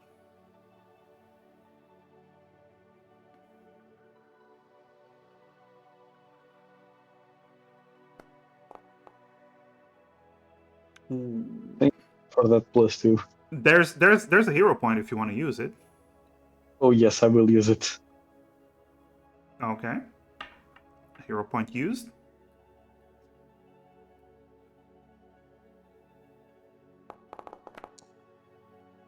Oh no!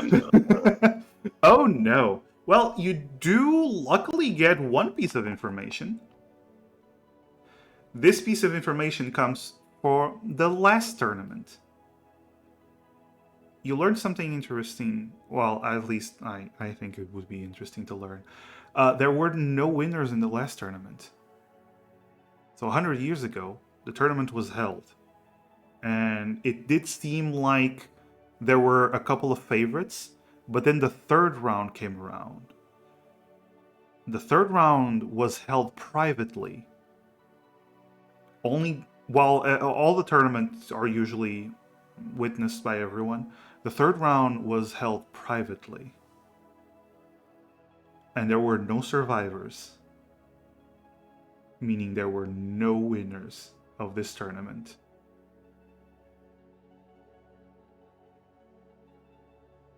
Oh shit. Alright, that's ominous. That's a piece of information that you got. Alright? Alright. Okay. So, everyone done with your downtime activities, I believe? Potions. Yeah. No, yes. Yes, Serena. You made potions. Enchantment! Enchantment! Alright. If you know that reference, you're cool. There's a guy in my guild. He's an enchanter. He spends that all the time. That's not the reference. I know. Okay. I know, but it is for me. All right. So after the 3 weeks are done, you all you're gathered in a group. You receive a letter that appears out of nowhere. A scroll that Still able to do shopping or. Right. You want to do shopping. What do you want to buy? Violet wanted to look for magical armors. Magical armors. Yes. What armor can you use? It's studded leather, right? Light armor. Yeah, light armor. All right. So you want to do light armors. You go to a shop with armor. They sell. It's a good start. Yes. You get there. Wait, scale mail. No, padded armor. There we go. Oof. Well, I got good news and I got bad news.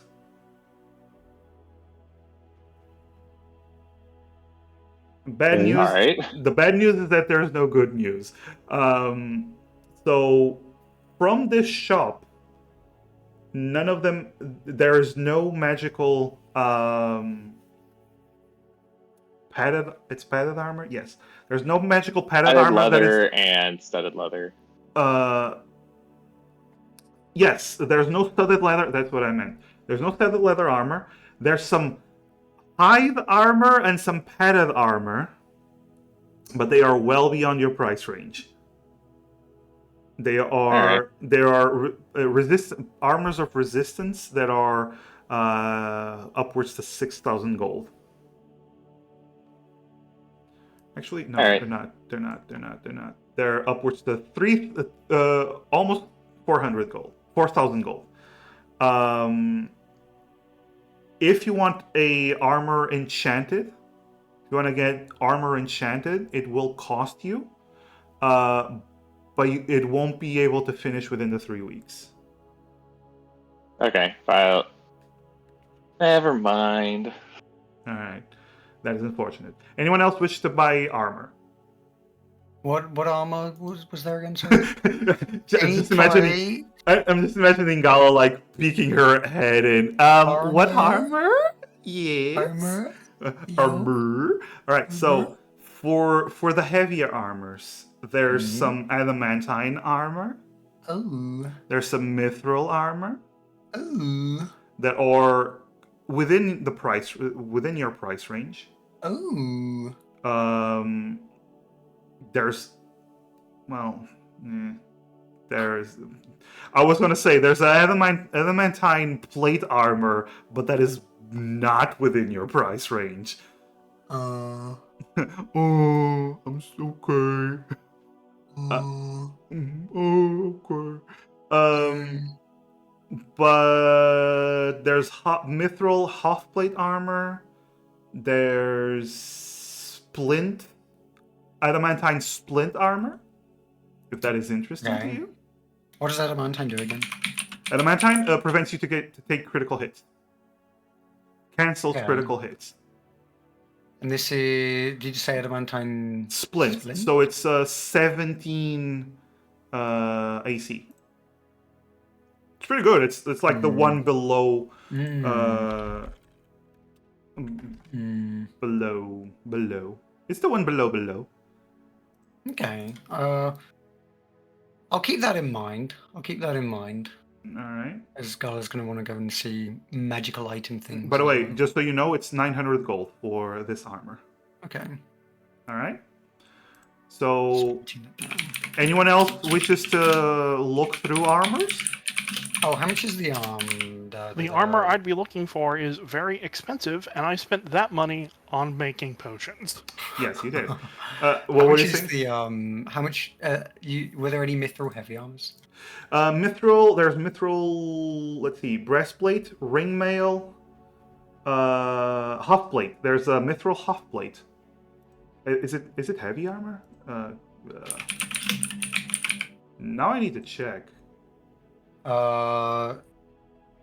No, half plate is medium. Yeah, it's 15 plus dex. Gala's not interested then. Maybe if they'd make mithril plate. No mithril plate armor. No, not in this shop. All right. They have a lot of different armors. Just not they don't have a lot of. Gala spends a lot of time looking around. Okay. Sure. Anyone else want armor? I'm guessing not, because Sev doesn't want it, and the others don't use that much armor. I know Kinagros doesn't use armor. Next. Anything else you wish to buy? Like in general? Yeah. What do you Magical things. Magical things. Like magic items. Yes. Like. Keep in mind, might be expensive. You go to money. You have money. good money. I know. I'm just telling you, it might be expensive. Let's see. Yeah. There is a magical shop. There's a magical shop called the Clean Giant. Very nice. Very nice. He's so clean. He's so clean. He's so clean. clean. Yeah. There's some enhanced magical weapons. So basically +1 weapons. If you're looking for any of them.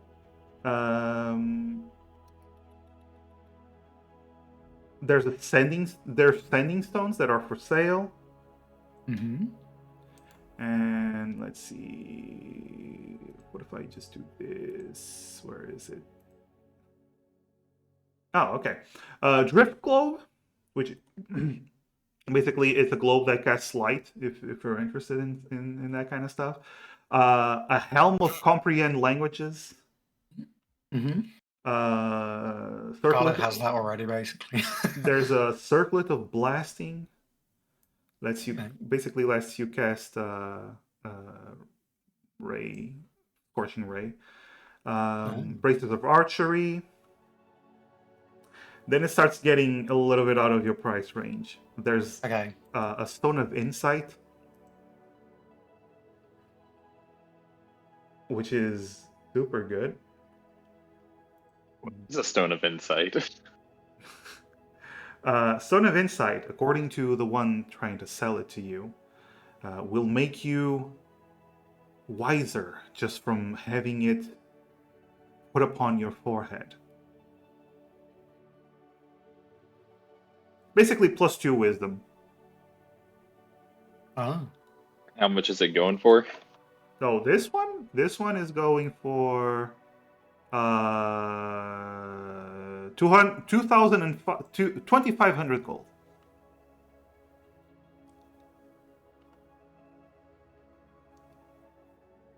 Is there only a +wisdom version? There's more. He only has this one. There might be others.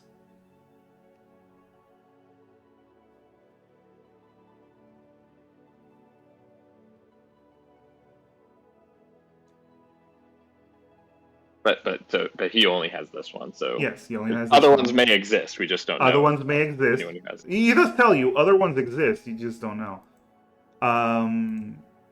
If none of these interest you, there's also a potion maker. Potion maker. I would like I would like your finest potions.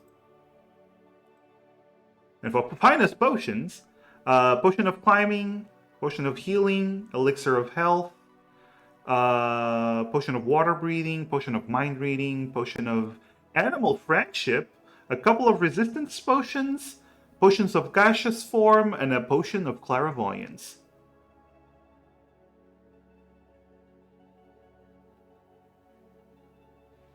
Any catch your fancy?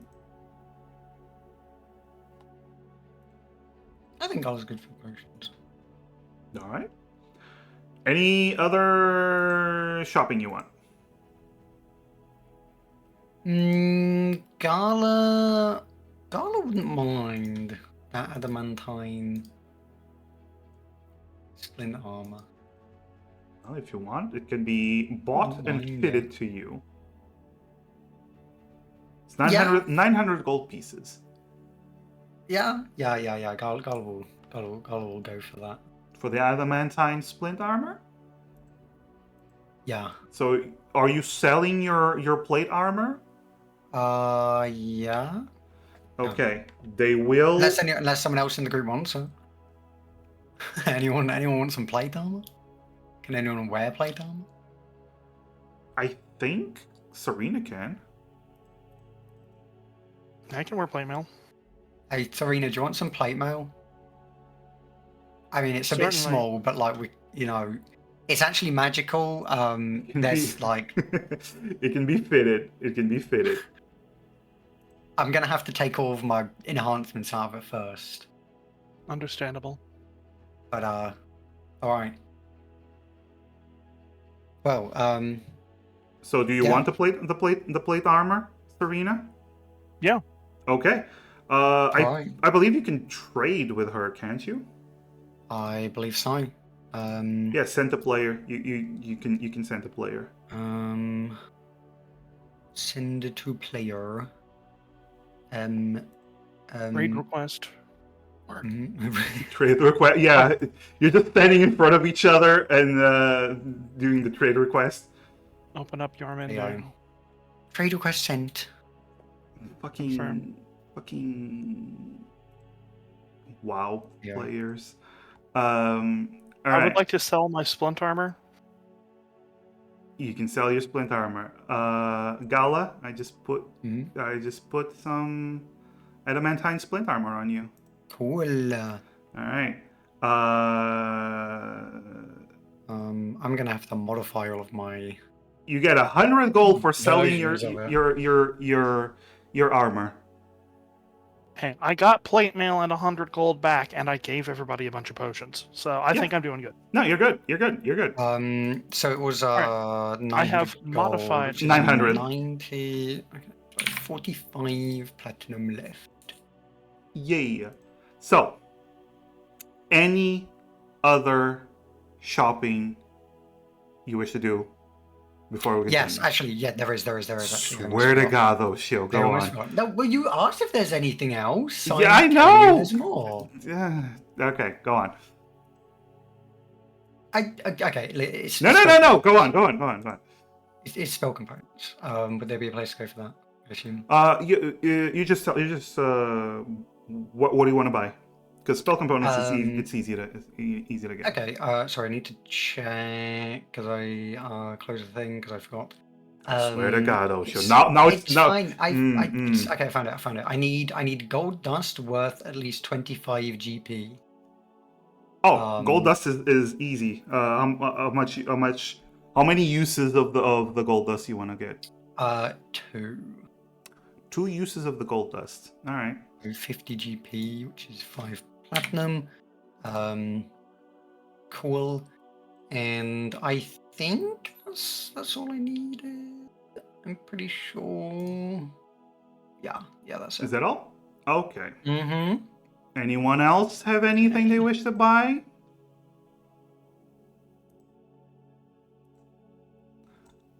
Going once? Going twice? Okay, we will continue then. So, at the end of the 3 weeks, you finally receive a scroll that appears in basically in mid-air in front of you. This scroll opens up, requesting your presence for the first round of the Festival of Champions. Make your appearance at the Colosseum.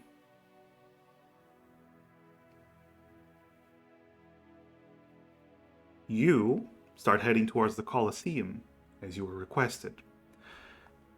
And as you arrive,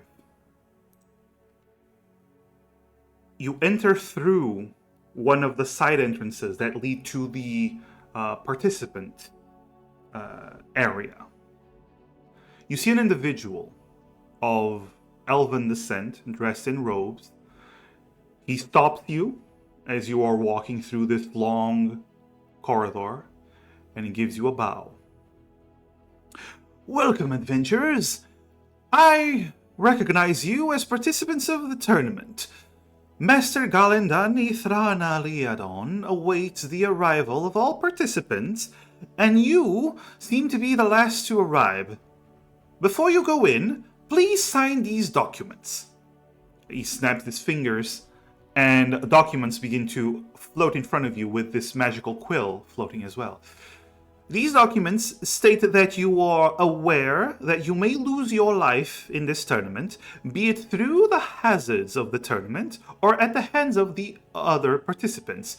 Therefore, no legal action or righteous blood feuds may be brought upon the master or other participants if you die. Any and all personal possessions will be transferred over to your next of kin upon your death, or whoever you write down as your inheritor. And he smiles.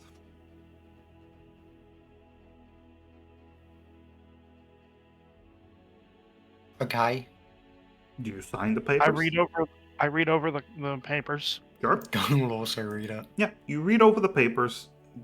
Very straightforward. There are a few people here that know that they need to be really careful about signing contracts. Yes. These are not magical binding contracts, do not worry, but they are legally binding contracts. You read the paper, you read all of them, the whole thing. Seems all on the up and up.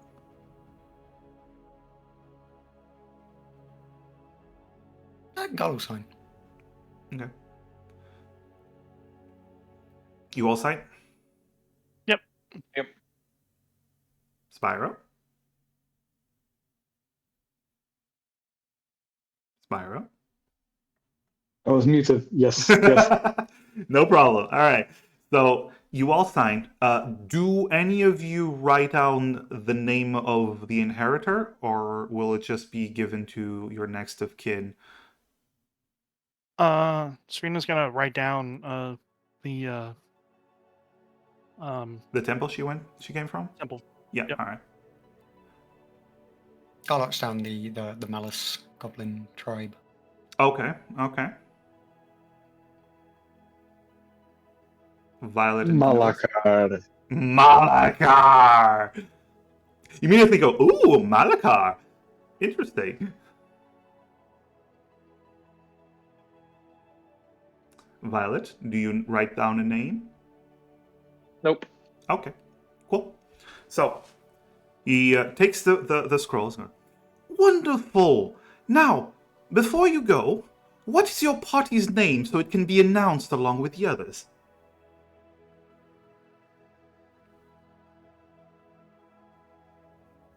Did we decide on a name?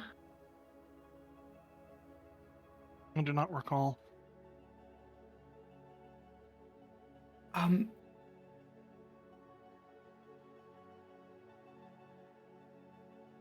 He's just staring at you, smiling that customer service smile.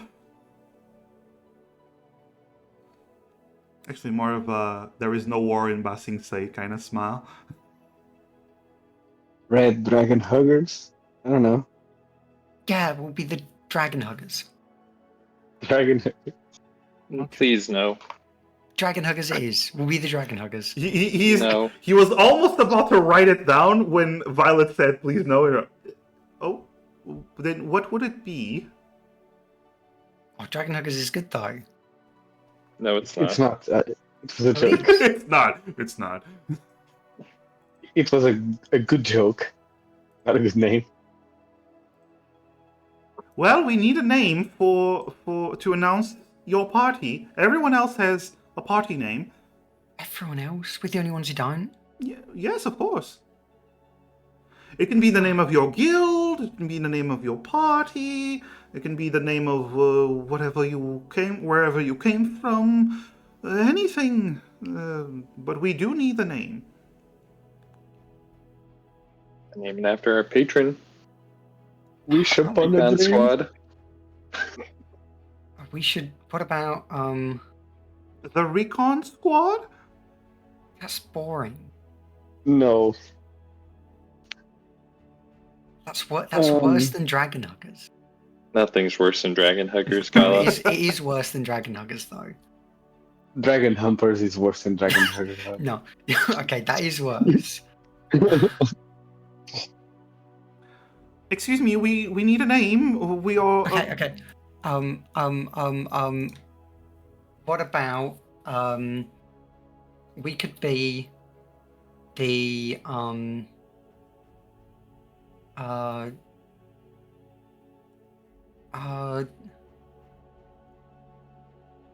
not very good at thinking things on the spot. Amara? That's the name of the world? That's not a name of. That's What about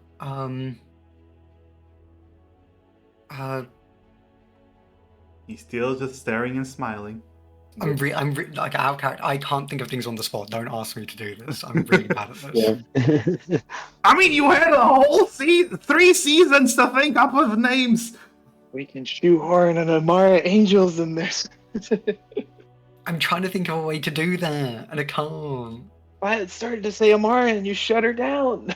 Yeah, but like in a logical way. Here we go. Amara what, my dears? He's beginning to write Amara.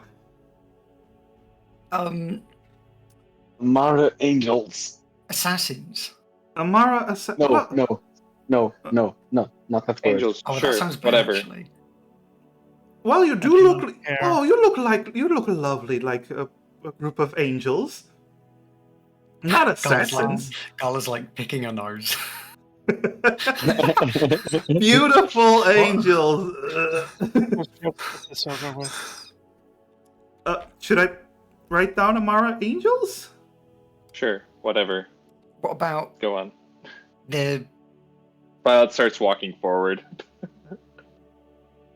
But what about, like, armored attackers? No, that's bad. Armored. Just armored. I like to Violet's, I like to after imagine telling them you're yes, all that's a good name. Violet just just started going. okay. I like to imagine What that about Thunder Ale Brewing Corporation? That's pretty good. the Thunder and Brewing Corporation. Thunder Ale Brewing Corporation. we would have to start making a beer called Thunder Ale, though. All right, I need a decision. Is it Thunder and Brewing Corporation? Is it Amara Angels? Is Let's it? be. What about Thunder Ale? Thunder Ale's cool. That's a cool name. I like that. No, don't do it. Don't do it. I was joking. I thought we were locked come on on, it's Amara fun. Angels. That's the name of my Warcraft guild. Don't do it. All right. What about? I know, but we could be like lightning drakes. Because like you're dragons and Is it Lightning Drakes? I'm not. Or ice drakes because Or I do ice stuff. Is it Ice Drakes? I need a decision from the whole Lightning. team, please. I mean, Violet's already gone. Violet If thinks it's Amara Angels. if Violet is gone, they're gonna make a decision for you. Oh, I know, but that's what she would have done. Okay. Yeah. She said Amara Angels, sure, fine, whatever, and then kept walking. Okay. Final decision. What is it? I need to write it down. Amara Angels. Fine. Okay. It was mid. If everyone is in agreement, it's the Amara Angels, I guess. Stupid. What do you fucking mean? I name. guess. What? Oh, Sorry. The name Angels is cool. is it? Whoever came up with this name must be an idiot. I mean, what? All right. So, Should have been with the Armored Angels. only 2 Gala's of you just- wearing It's armor. too late. We already agreed. Gala's saying this after walking away. Oh, okay. So, as your how about yay no one died team? Okay, bit late for that. All right. Still alive.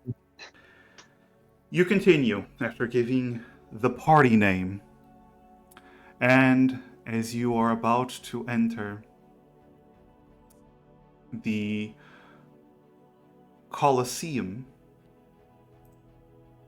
you see that not only do you hear a lot of people in the crowd cheering and talking, you see that the Colosseum is already full of people in the participant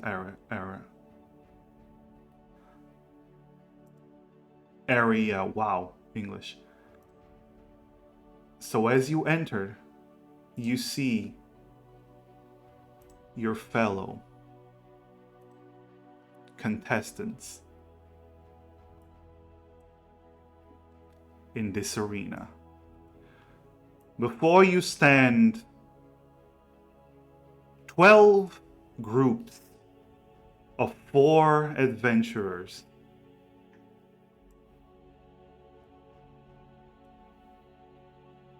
All of them, as the crowd cheers, all of them look back and see you. Well, not all of them. Most of them look back and see you. A few of them keep watching. Others look away. You actually see one individual.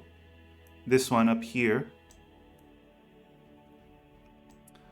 This elven woman with plants in her hair immediately starts waving at you, saying hi, being very friendly. Are those two tokens to the left of her who I think they are? These two tokens, the lion and the other one, yes. Yeah. You also see very familiar Leonid and an elf, plus two other individuals that you don't recognize. That one of them that you did indeed kill and brought back. Listen, 3 weeks ago. Is he looking towards us? He's as we walk alive in? because of us. You actually see he is looking at you, growling, and he's about to walk when the goblin next to him steps forward and puts a staff in front of him, and he just immediately calms down and lowers his head. Violet kisses her hand, her palm, winks, and blows him a kiss. You see there's like veins popping on his head, very angrily looking at you, but he's not moving because the goblin is staring. There is a little bit of time. Do you wish to approach any of the groups? Or look at any of the groups in particular? Study any of the groups? Not really. Yes. I see this. I see that cat people. This group, which appears to be a big man and Yeah, three people God with is no probably character looking over there design. as well. Uh-huh. What you see, this group, you see an ogre, a horned ogre, with a large axe in hand, and three individuals that seem to have their hands tied like prisoners. They have brands marking them as criminals and outlaws. And he's just standing there. They have their hands tied. They're not like, he's not holding them like a leash. They're just looking down, frightened, while standing next to him as this large ogre is just looking around, yawning, looking around again. Roll history, the two that are paying attention to this group. I actually have that skill. Yeah. I rolled a 5 + 4. Oopsie. Eto. I rolled a 1. Okay. Plus 8, but it's still a 1. That's a big guy. I mean, we have hero points. You do have a hero point. If any of you wants to use a hero point, Yeah, And it's like the end of the session. You might as well. Eh. who wants to use a hero I point? guess I could. Alright, fine. It's up I'll to use a you. hero point. I do have a plus 8, so. Wow! Wow! That's twice in a row our hero points have done. Nice. Like 2 times our hero points have done. 9. 9999999. So you have no idea who this individual might be. At this Try point, one more. I can't re-roll. There would have to be someone else. yeah. Well, Unless Sarah wants to Serena can re-roll. re-roll. Actually, Serena can re-roll. 18, Serena. For a moment, you didn't remember, but then you start to remember. This individual is called Wildfang. He is known as Wildfang the Immortal. You've heard stories about this individual. A horned ogre working as an adventurer, a solo adventurer, who for the longest time, for a few decades, he has worked at the highest level, and he's called the Immortal because he can never be killed. He always accomplishes the tasks, and he is one of the strongest individuals in at least this sector of Amara. One of the more highly recognized adventurers, although he's not known for communicating. He's not really good at communicating. He's also an ogre. It's not very normal for ogres to be, civilized. He's kind of civilized. And I assume that the other three are his team. You assume that likely that is the case. Since you have to have a team before. You have to have a team before. It doesn't specify that they have to be willing. All right. All right. Meanwhile, showing particular interest in this other group full of ladies right in front of us, including one looks like a dark elf with all of them are elves. Oh yeah, I see that, but like one specifically looks like okay. dark elf. Yeah, cool hat. So you see this group. All of them seem to be different kinds of elves. You see a drow elf, a high elf, a wood elf, and you don't see her ears, but you get the sense that she might be a half elf of some kind. Yeah. They all seem to have magic, either spell tome. Two of them have like spell tomes. One of them has armor and a spell book as well, and another one has these magical writings on her armor. You can roll a history, but it's going to be a really high roll because it depends on how well known they might be. Might as well. Might as well.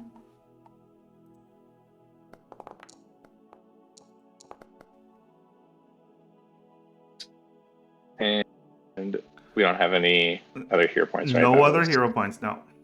I'm still gonna just, in case, I'm gonna use knowledge from a past life.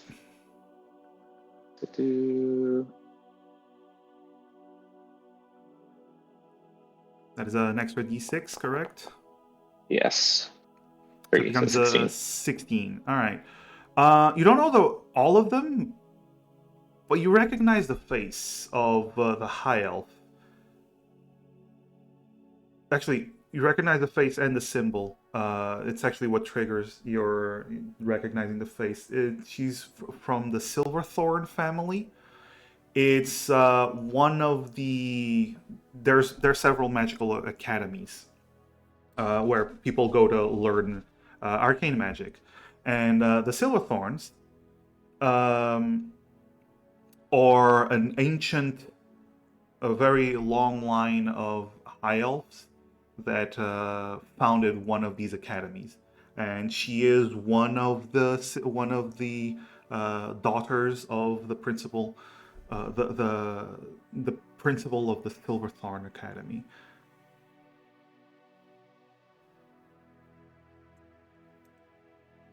The other ones you don't really recognize.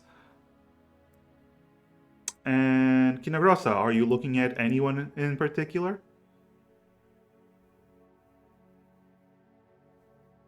Well, since we arrived, she's gonna look at the group in front of her. There's one over here. Yeah. All right. You see two minotaurs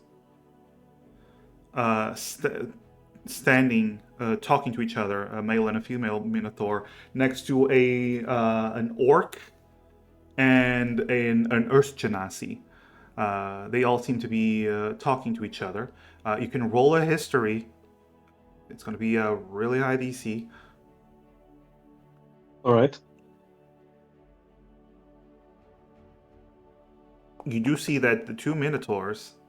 Oh, wow. 9 again. Wow. 9 again. If it wasn't taken by Critical Role, you could be the Mighty 9. No. You actually see, you don't recognize them, but you do see that the minotaurs, they turn to you when you enter, and they gave you this very respectful bow to all of you, as if greeting you. Then they went back to talking. She would bow as well. All right. Gala bows. If she's watching. It doesn't know Alright. she's watching, sorry. As you walk in further a little bit, you recognize two other faces. I had one more thing. Well, you were looking at...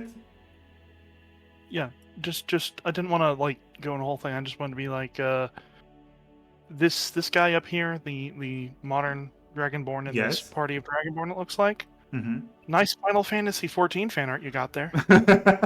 Hey, I found images that I thought would be cool in Word AI art, so let's go with that. Okay.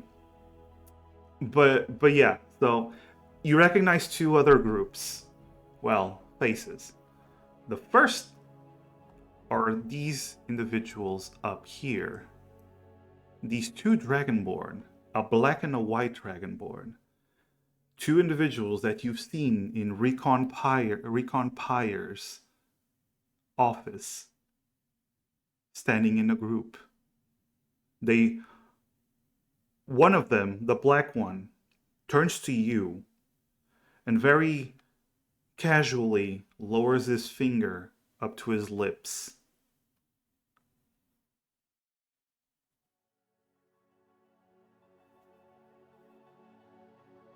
Violet nods and then just like kind of turns away absentmindedly as if she's still looking at other people. Okay. Yeah, Garlic just like looks and then just looks away. Is that the white that And then the pilot like just rams elbows Kinagrosa. No, I was asking Massive if that's the white that that showed you the took her to the shop. Yeah. Wait a minute, Oh, okay. wait a minute. Blue Eyes White Dragon. Oh, Red fuck Eyes you. Black Dragon. Shut up. And we have no chance, guys. The last one that you notice is Violet and Gala. You look over to the end to this individual. This Asimar with this glowing halo above him. Oh no. Ayo. And you recognize an individual that you've met before in season 1, Agror Rywir. He sees you. I have no clue. And immediately waves at you. Gala waves back. Only Violet and Gala would recognize him, so Kinagrosa would not know. Also, there's a bird. Yes, here. there's a bird. There's a big owl on top of that little monument thing. You actually hear this Tabaxi over here. She clicks her tongue, and the little owl flies over to her.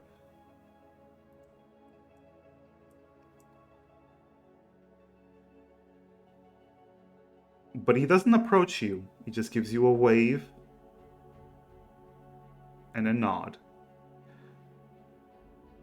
Now, as you are having this discussion, the crowd erupts into cheers as you see up high on the platform, Galandan walks over. The organizer of the tournament. Welcome, everyone, to the first round of the Festival of Champions. We had 18 teams qualify, but unfortunately it seems we're a few teams short. They did not appear to the summons. No matter. If they weren't supposed to be here, that's their loss. And he gives a smile at everyone. You see the Tabaxi up in front, very rigid stances as they are looking up. You see a couple of others give a couple of laughs.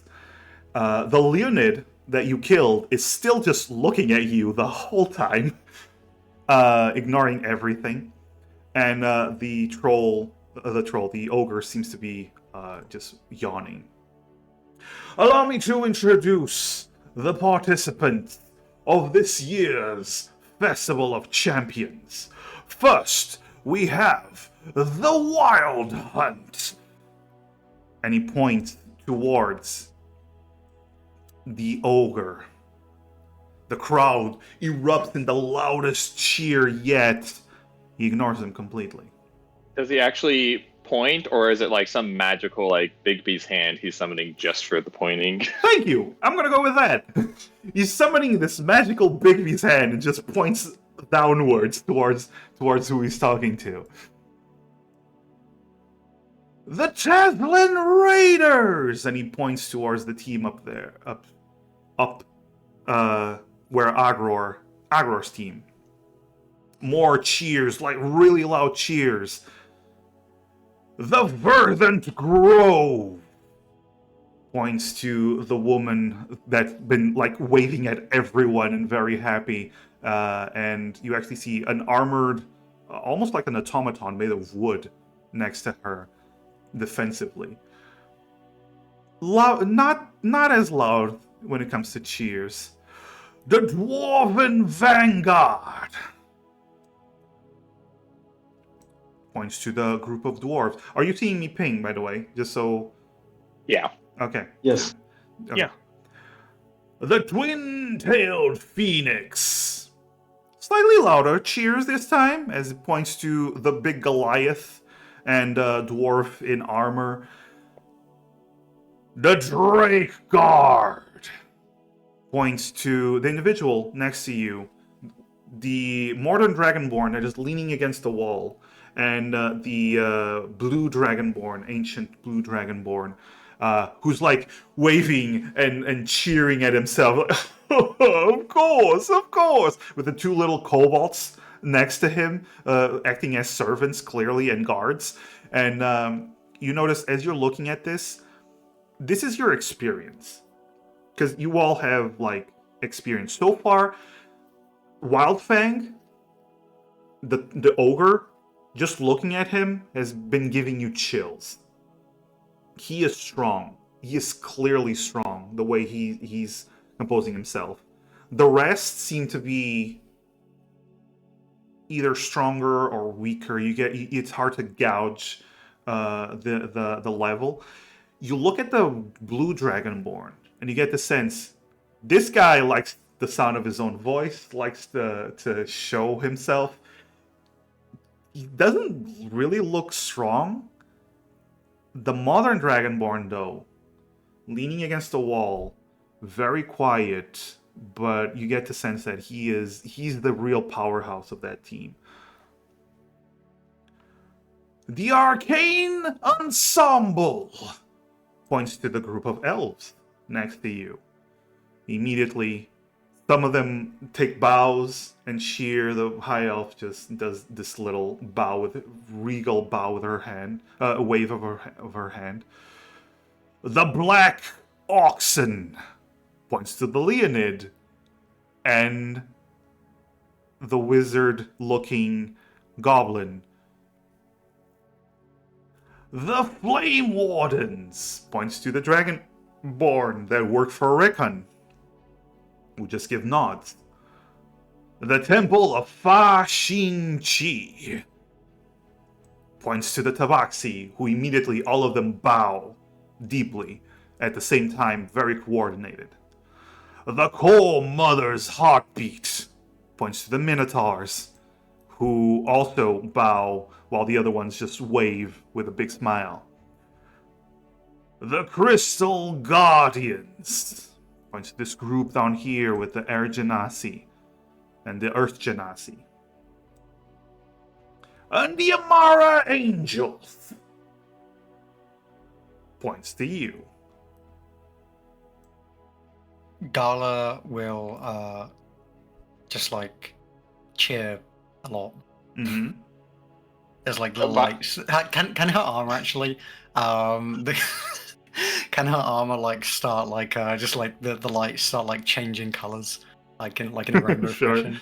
Sure. She's just like, yeah, yeah. This is basically a free color spray. I was gonna do like one of those like formal bows where she kind of like bends her knees, like almost like at a curtsy, and like extends her arms. All right.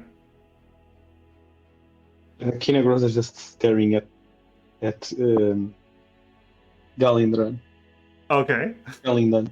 She's just staring at him. Yeah. She can't stop. Serena's just going to stand there. She doesn't care. That's fair. That's fair. Violet's playing it up for the wizard who loves entertainment more than anything and respect. Yeah, you do has see been him known to wish people to death. Yeah, you do see him clap. Wonderful contestants, wonderful contestants. The first round will be the Dome of Champions. You see him point upwards towards the sky, and this illusion forms above of this island. You all look up, and you see an island that is split between ice, fire, and maybe Massive could allow vision. Yes?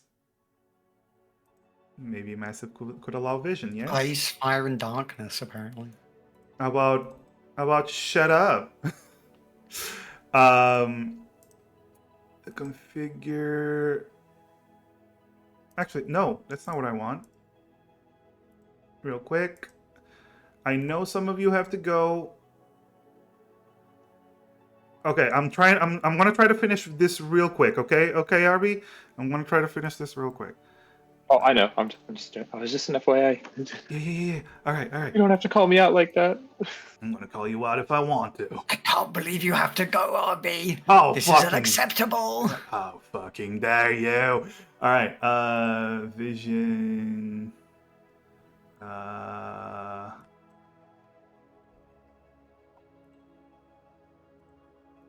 No vision? Still?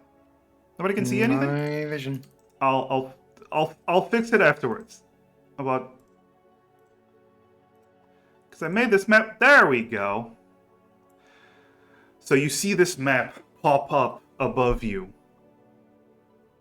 Everyone stares.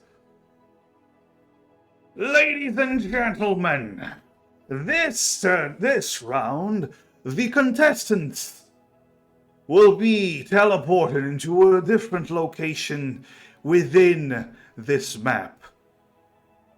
They will face each other until only 3 teams are left for round 2 of the tournament. There will be 3 hours in this round 1. And slowly, a barrier, a wall of force will close, making the space where you can move smaller and smaller. It will close towards the marble tower in the center. The teams must fight each other until only the 3 are left.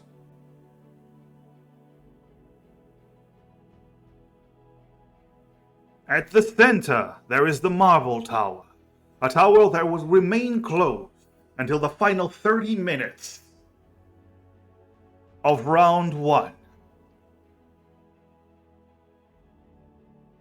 Each team will pick where they wish to be teleported in.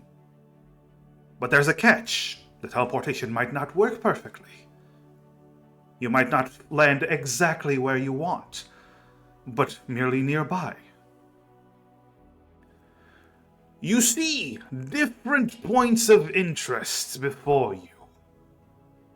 The towers, the treasures, and the dangers.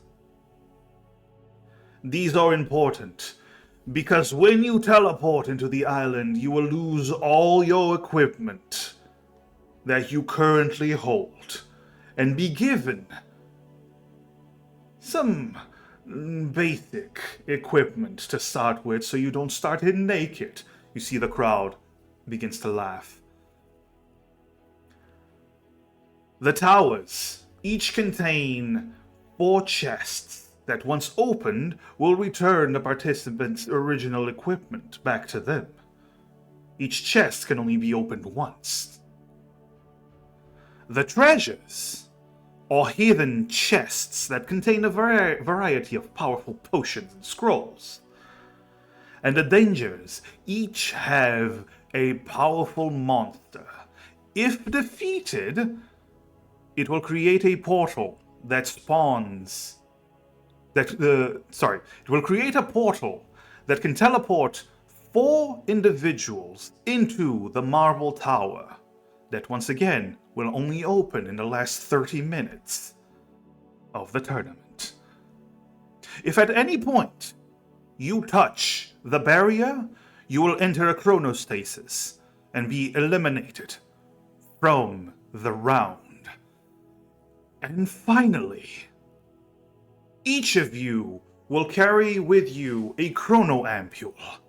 And he snaps his fingers, and this little ampule floats in front of you, landing on your hand. If a participant receives fatal damage, the ampule will break, putting the body into a chronostasis, making them untouchable. Anybody that is in stasis by the end of the round will be revived. So you need not worry, you will not die as long as you have a chrono ampule with you. And there is something else. If another chrono ampule is broken within proximity of someone in stasis, their stasis will end, and their bodies will be brought back to the moment before their death, reviving them so they can continue on with the challenge. But this will cost you the ampule.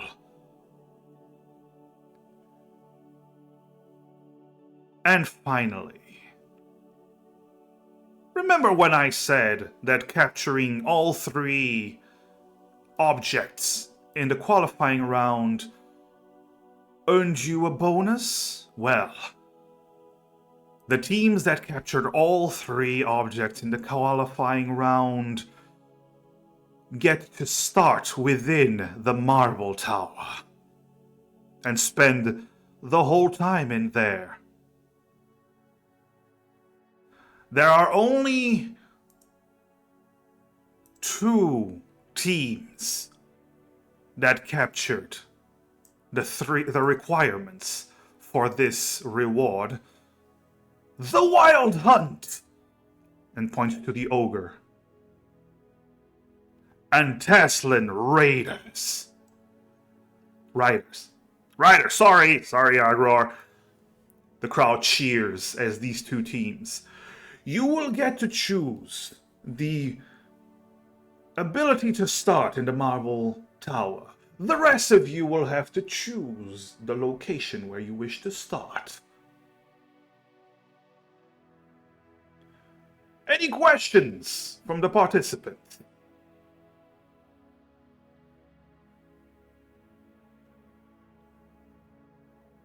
Gala raises his hand. Yes, young Gala. Ask away. When does it start? Get ready to plan out. And he snaps his fingers as these holographic maps appear in front of each party where you wish to be teleported. And then we can begin. You look at the maps. And that's where we're going to end tonight's session. You're Hunger Gaming us. Come on. This shit looks like Fortnite. What? What's wrong? What's wrong? Please select the location. Participant. Please select the location. I work really hard on this. Okay. This is kind of sick, actually. Okay. This is pretty sick. So we're gonna lose all of our spellcasting No, you're gonna. Yes, you're anything that costs gold, you're gonna lose. So that's not good for me. Yeah. So, normal components, you're fine. I will say if this. something doesn't cost gold, we get to keep it. No, in terms of spellcasting components. Not like, what about Violet's book? I'm just saying. For instance. Violet's book. She can just summon it. It's fine. That's true. Okay. Yeah. So I will say this. I want to ask you, please, before you go. I know you have to go. I know we're at the end, but before you go, I want to ask you to please choose where you want your. I know I said we're ending, but this would help me a lot to plan for next session. Where are we dropping, girl? Where are you I have dropping? a suggestion. Should we decide instead over the course of the week? I was gonna say maybe next 2 days or something. Okay, to do it offline. I need it in at least a day or two because I need to prepare some stuff. I do have that a makes lot sense. of stuff. If we could decide offline like the next 2 days, like I think that would be We probably have to go, and there's probably going to be some discussion about where we go. So. Yeah. All right. So, but yes, this is going to be the map where where the next round is gonna be held. I hope you enjoy it. Anyway, that is it for today's session. Thank you so much to everyone. I'm gonna go find someone to raid real quick. For the game. Bye, everyone. Bye. I was not expecting this. You're not expecting this. Well, you can play Apex if you played Apex Legends or Fortnite or whatever battle royale. Actually, I've showed a couple of people and they immediately went, "Ah, it's Fortnite." I was like, "No, it's Apex Legends. Fuck you." But yeah, let me just find someone to read real quick. Who's on VTubers? Fortnite battle pass. #1 victory royale. Yeah, Fortnite, we about to get down. 10 kills on the board right now. Just wiped out Tomato Town. I hate you.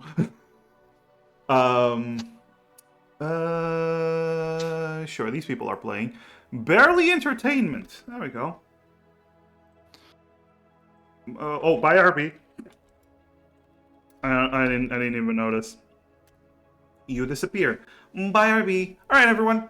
We're gonna be raiding as per usual. I don't know these people. I never know the people I raid from D&D, but they're usually cool people. If you like their stuff, give them a follow. It's free. It's free. And if you like their stuff, a follow will allow you to watch more of their sessions, which is nice. It's always nice.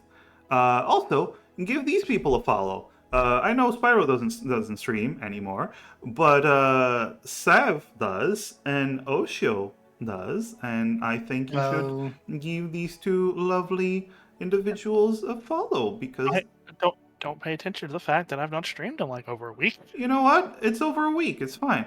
Sometimes I take breaks, but yeah, give them follows, and love you all. Next week we will have more tournament. And it's going to be fun. Bye, everyone.